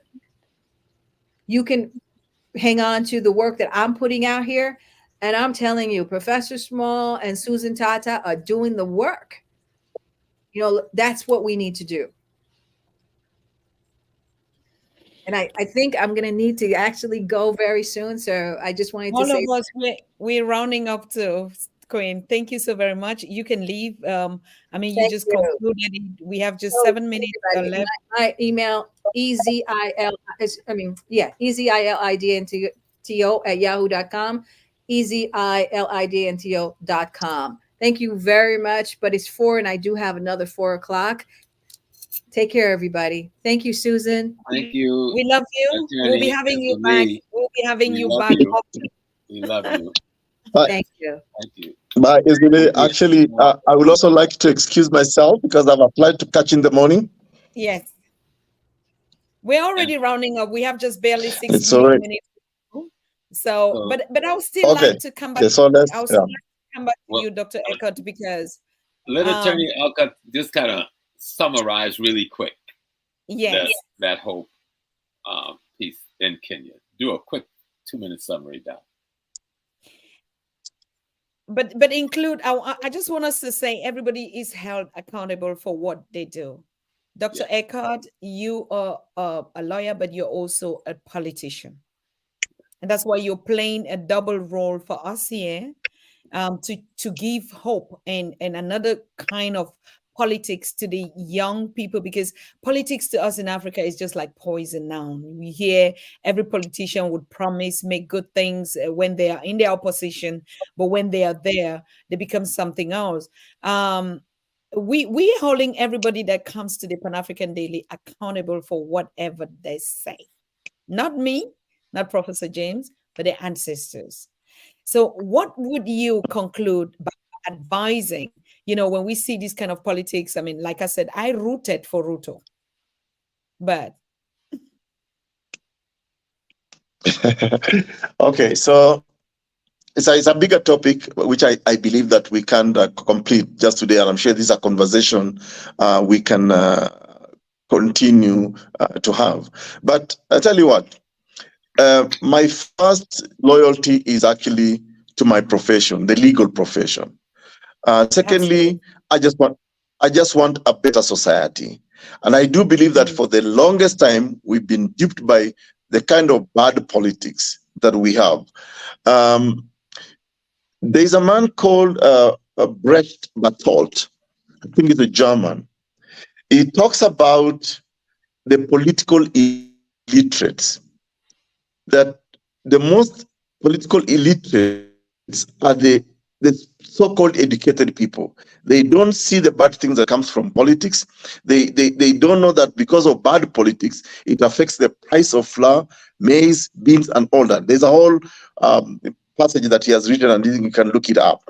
But for me, I think we need to clean up the kind of leadership that we have in our societies. And we need to be able to encourage connectivity between us, the black race. Because for the longest time, we have been abused, we've been misused. And I think because of that, it has really weakened our unity as a black people, as a black race. Yet we are not small. We are big in so many respects. Look, right now in Africa, I see all these multinationals running into Africa, talking about carbon credits, hydrogen, natural resources, and all that. We have never really leveraged on the fact that we can actually control the world as black people, as Africans. And the reason we are not able to do that because of how the imperialist neocolonialists keep on installing some of the weakest into the leadership of our countries. Absolutely. And all they do is quickly run into their capitals. I mean, I've always wondered, why is it that every African president, as soon as he's elected, has to run to Washington, to London, to Paris, to wherever, to do what? I wish they could run to the rest of the capitals in Africa and say, okay, how do we create a market for Africans, for the black people? Because we are big. So just back to the petition, I'm doing this petition because, first of all, I believe in the rule of law, and we must respect our own laws, the will of our people. But also, I don't think that Kenya should be used to go and oppress our own people in Haiti, because the consequence of sending an armed force, police, is to go and take away life. Whether it is the life of an Haitian or Kenyan, life is going to be taken. We don't need to go that route. And we need to condemn exactly, in one voice, the people who have caused the kind of situation that we have in Haiti today. And I wish William Ruto would say the same way he's speaking, that we are free to visit Haiti. Haiti people are free to come to Kenya, and without passport and all that. That's the kind of lingua I would like to actually see in the spirit of Pan-Africanism, in the spirit of being Africans. How do we create that bondage between our people, regardless of where they are? Because the fact for the matter is, we are black people, we are Africans, and we are always being isolated and always be oppressed by the other people. And sadly, we should resist the fact that it's the leadership in our respective countries that are being used to actually undermine that brotherhood sisterhood and that unity of the Black race. Wonderful. Do you have any petition where we can sign, or it's just a lawsuit or stuff like that? How can we support? So far, it's only a lawsuit, a petition, but I am cooking something to answer your question, and I'll let you know soon. Wonderful. We look forward to having you again, Dr. Aukot. Thank you so very much. I appreciate it so much, Susan. Thanks for hosting me. I think I'll take my break shortly. Plan catch my flight tomorrow and go and speak to the lawyers in the East Africa Law Society conference that's taking place in Bujumbura. No problem. We'll have you again anytime you come back for other topics. It's very important to have a correspondent like you. Thank you. Good night to you, and safe trip to Bujumbura. Thank you, Doc. Thank you very much. Safe journey. Thanks, Prof. And nice to meet you, Prof. And I'll continue the conversation. We will. Thank you. Good. Super. And now we are here with the organizer, with the person that has brought, with Professor James Small, that put all this whole show together. We want to celebrate you, Prof, because, you know, I wouldn't have ever, we saw it, we were all confused. We didn't know who to talk to, who is the right person. I didn't even know about the lawsuit until you called me last night to talk about it. And today it's already happening. Our sister ELIZI has been on the show here when we started, the Pan-African Daily, and she's been the voice for Haiti, and Professor Baina Bello. These are the two, and now the more often now that would. But you just wrap this whole thing within a couple of us and say, hey, look, Susan, this one is going up and we'll be on the show. And I was like, yeah, okay. And today is happening. Prof, thank you so much. We can't thank you enough. We're blessed to have you and Pan-African Daily TV. My life, like your life, is dedicated to the freedom of African peoples wherever we reside on the planet Earth. And whatever we can do, we do. I did see Sister Baina made a very beautiful comment while we were talking. I love Baina Bello. I love Ethele Danto. I love Dr. Susan Tatah. And now I met my brother and I'm falling in love with him. We have to, and he was explaining the politics. You must not leave your political well-being in the hands of the corrupt and the collaborators. We sit back and say, oh, the politicians are corrupt, but then we leave them to run for political office. No, we run for political office, organize ourselves. And we says, if these people are corrupt and they do not serve us, then we can remove them immediately. But you have to have that intent. You have to have the intent. Food, clothing, shelter, safety, and security. Those are the primary needs and desires of any human group. Food, clothing, shelter, safety, and security. Don't make things seem so big you can't reach it. In order to get and control access to food, clothing, shelter, safety, and security, you must control land, labor, and resources where you live. And when you control the land, labor, and resources where you live, you're in control of the economic, politics, and culture where you live. It's really that simple. But they make us think we can't do this. Yes, we can. I can say to the people who have not serviced my community, I will not vote for you, my family will not vote for you, my friends will not vote for you, and then we're going to organize other family and friends who you victimize, and none of us will vote for you. And from among us, we will select someone to run for this office who will not victimize us and who will serve our community. And that's the way we did it in the past. But you cannot have someone else's religious system controlling your thought construct, because it is designed to protect them and their interests from you. Let me say that again.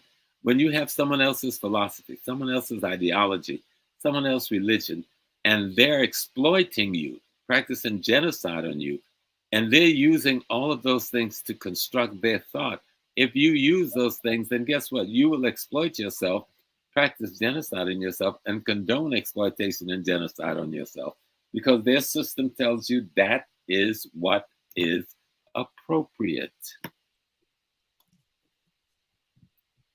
So Thank you very much, Prof. yeah. So personally, how are you? I mean, we're so happy to see you today, and like always top feet and like, yeah.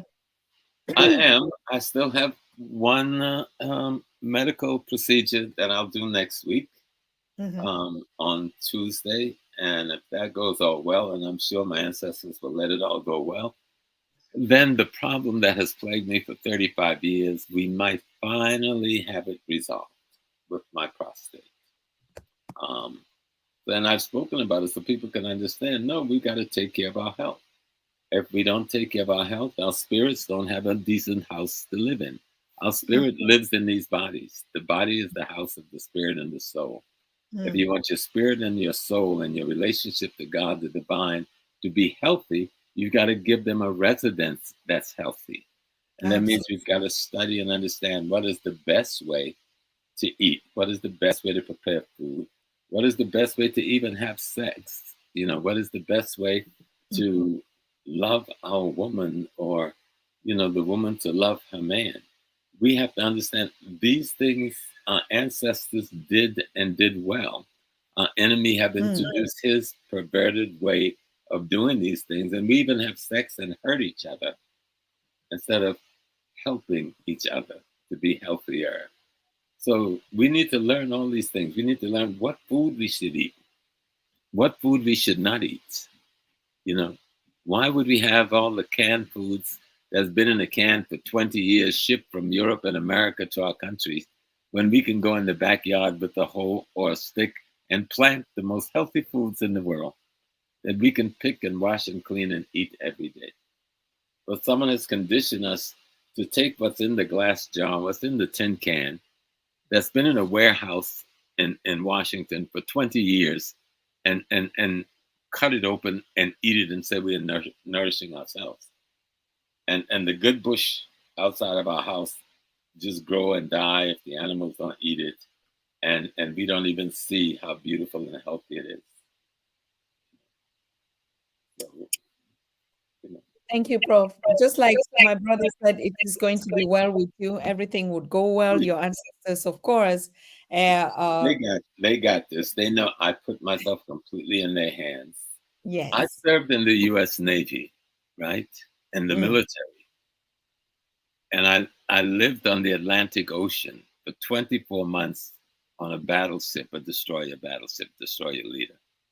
I still cannot swim a stroke, but I knew my ancestors would take care of me. I rode out multiple hurricanes. I worked on the decks every night with the water splashing up, and you cannot drink the Atlantic Ocean, but I never worried. And they took care of me.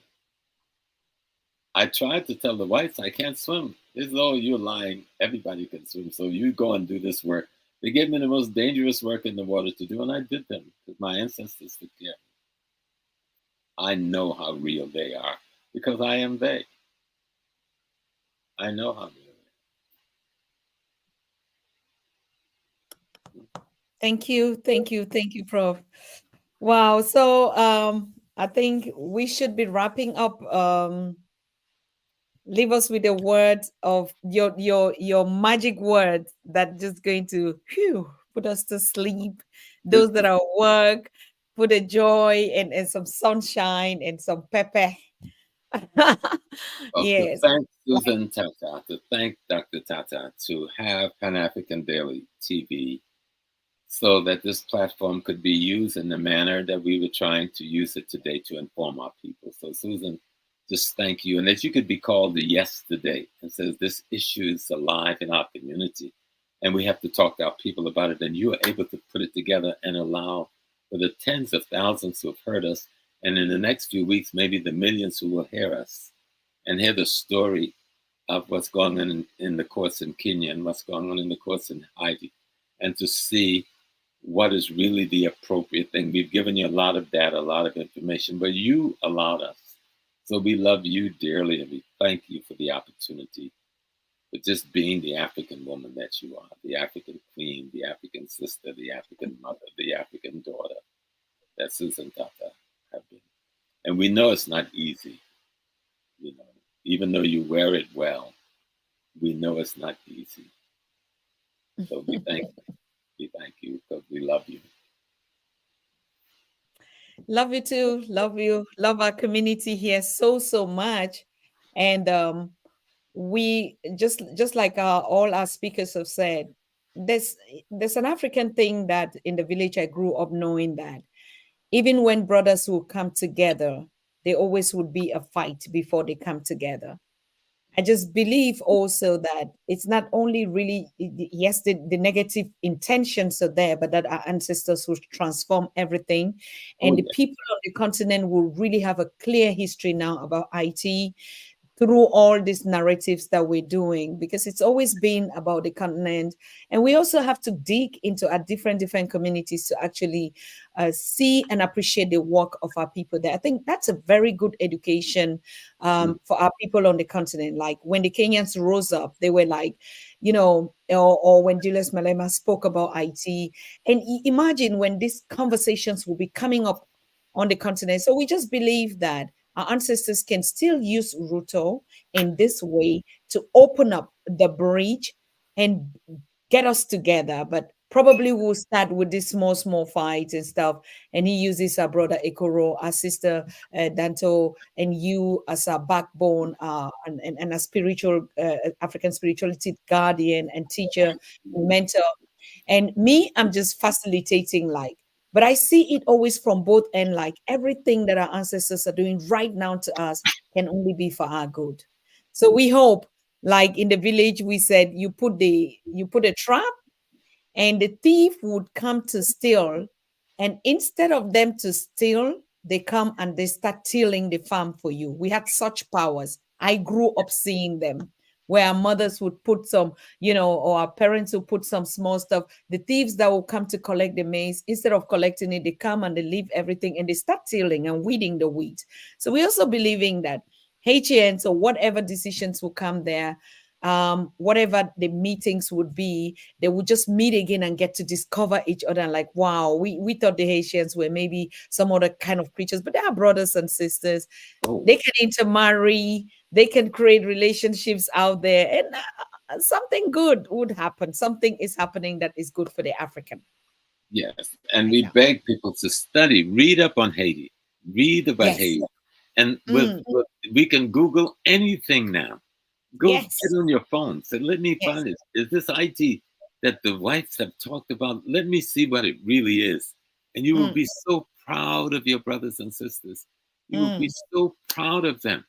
And you will even be so proud of the endurance that they've had to show, what they've had to go through for these past centuries. Yes, the price that they have to pay for us. Yes. Imagine they defeated the army of Napoleon Bonaparte. No one did that. They crushed the best of Napoleon Bonaparte. He sent the best crack troops from Europe to Haiti, and Haitians buried them on the island. Okay? Study that beautiful history.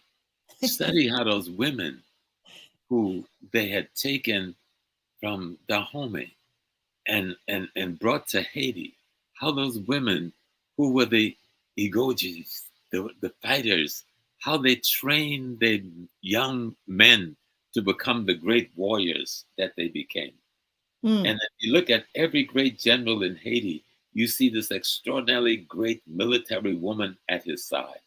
It is a wonderful story. There's King Arthur or none of that stuff can even compete with the story of Haiti. Nobody can compete with this. Dessalines, freedom or death. He said liberty, liberty or death. And for those who are our enemy and have committed the crime against humanity against us, it's kupated bulikai. We will cut your head and we will burn your homes. But we will not live with you because your crime is too great for us. Ubuntu, Ubuntu. Thank Oh, you. my Thank dear beloved Susan, you. it is good to see you. It's good to talk with you and to talk to you. And may you have a beautiful, beautiful evening. Peace and blessings, my beloved. Thank you. Thank you. Thank you. Thank you, Baba. I think all of us will be closing. You cannot leave us here. You've just blessed us. And I also want to thank the audience. Oh my God, he's gone. I want to thank our audience and our followers and the community and this family here. Honestly, and like I said, I'm regardless of anything that is happening, but at every background, there's just the beauty that we cannot see now. We just still in it, and there won't be any us killing each other again, in the small ways. And so if you can see somebody that is masking and sending you ahead, you already just understand how powerless the whole system is cracking down. There's no system that is built on hate, on killings and murder that lasts forever. Never, never. So the more we empower and construct love and among us, like we said, just mind our business and really go down to meditate for these situations that we are in. We said it a couple of times, use our real powers as our African mind to be able to send out just positive energy, positive thought, even on the processes that are going on. But like I said, for me, it is the beginning of that unity that we're looking at. How it's going to come, none of us would have known that it could come through this. How come? That's why I keep asking. Kenya, 1,000 out there. It's and honestly, these are things we never heard on the continent. Me too. If I wasn't chosen on this journey, I never knew that my African American siblings, we were attached like that, or in the Caribbean. We're not talking today as if we're some supernatural beings, or that we know everything, or that we're just so good, or that because I'm sitting here, I'm now, a kind of a goddess or what. No, we're being put here on this journey, and we've been given also our own experiences that we've gone through, and we were all once ignorant. We were all the same like that. We were just the same like that until we were liberated by ancestors and open our eyes, our pineal gland to say, hey, look, So I think everything that is happening, if we still use our positive energy, our power as Africans, we can reverse anything. The lawmakers are doing their own, beautiful. We should also be doing our own in our own way that we're doing, apart from just even only connecting to hear the stories. It's a revelation that is happening to us. So what are you going to do with it? We can sign all the petitions in the world. That's love for what we want to let our voices be heard. What more else can we do?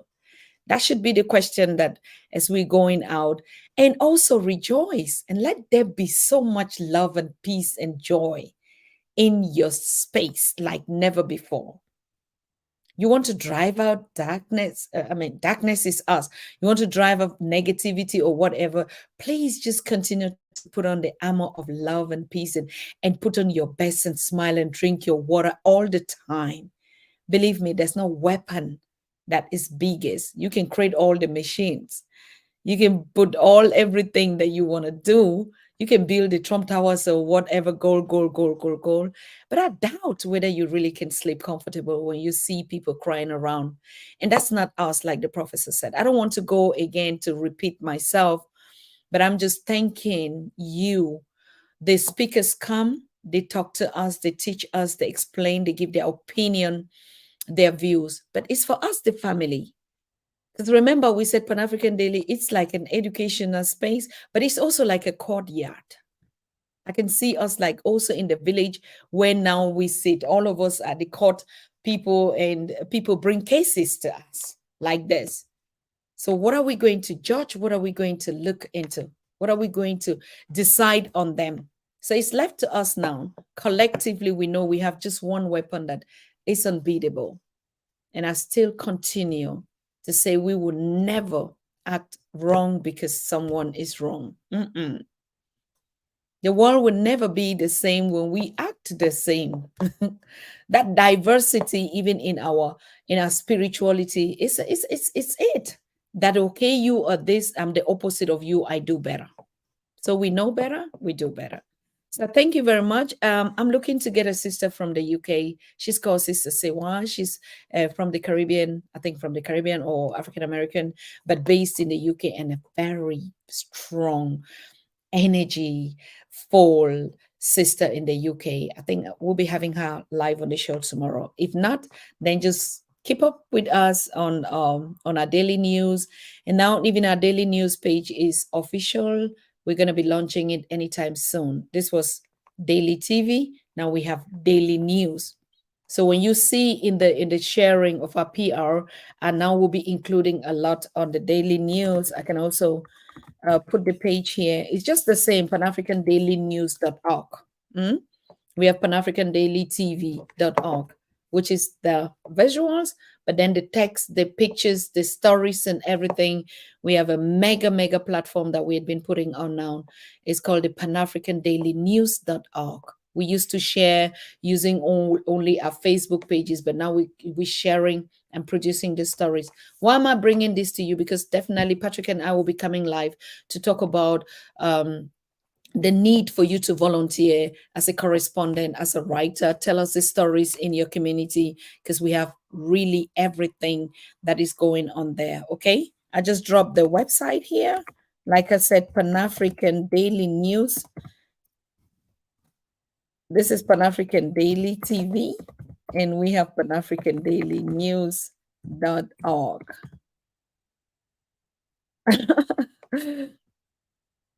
panafricandailynews.org. Yes, check it out, and it's very interesting. We abandoned it because of lack of, we didn't have time. We started it 2 years ago, but now, yeah, we are on it.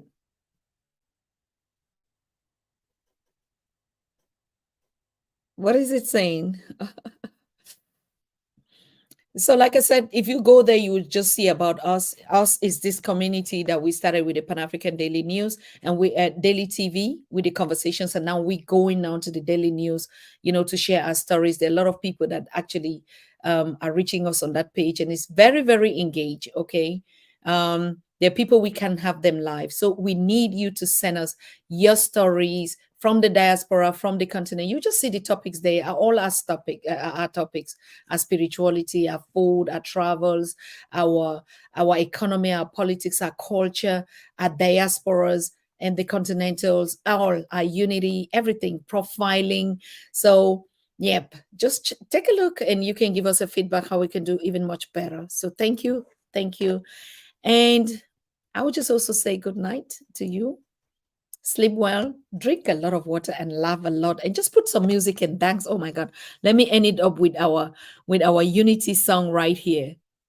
Professor James loves it when they came in and I was playing like, what is that? What is playing? Oh. Woo.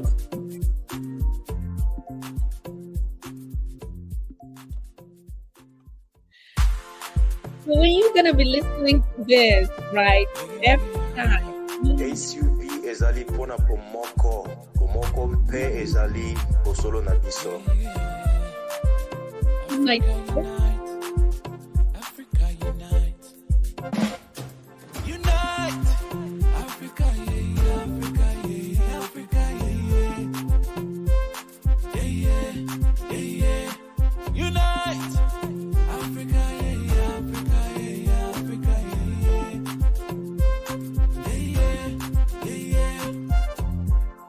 No matter where you come from, no matter where you are, no matter what you are, no matter who you are, as long as you're a black man, you're an African, you're my friend. Make we live in unity, make we live as one, make we live in harmony. Our diversity is our strength.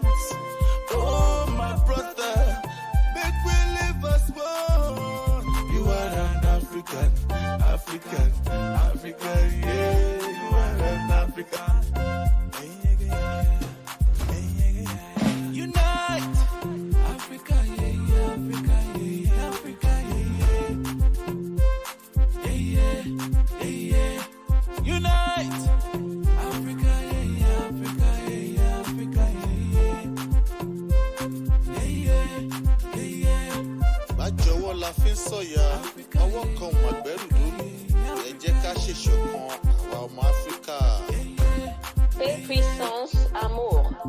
l'Afrique doit se réunir. SCUP yapania umoja, kwa kuwa umoja ndio uyakinifu. Africa in unity, kwa kuwa tukiwa huko East Africa, Kenya, Tanzania, Uganda, Rwanda, Burundi, Djibouti, tunasema kwamba umoja wa Afrika ni muhimu. And Africa in unity ni umoja wa Afrika. Hey, yeah. Mama Africa is inside every one of us. Aye, aye. The spirit calls to me the same way it calls to you. Deep down, you know you are. Never you deny it. Makes you move your feet when you hear me. Makes you nod your head when you listen. It's the rhythm of Africa. It tells you where you are from. Africa, biko gemunti. Tikwaka kaimese Africa. Kanyi me you maka. Oh my, yeah. We call you now. SCUP unite. One voice, one Africa. One voice, one Africa. Yeah. You are an African, African, African, yeah. You are an African. Remember where you come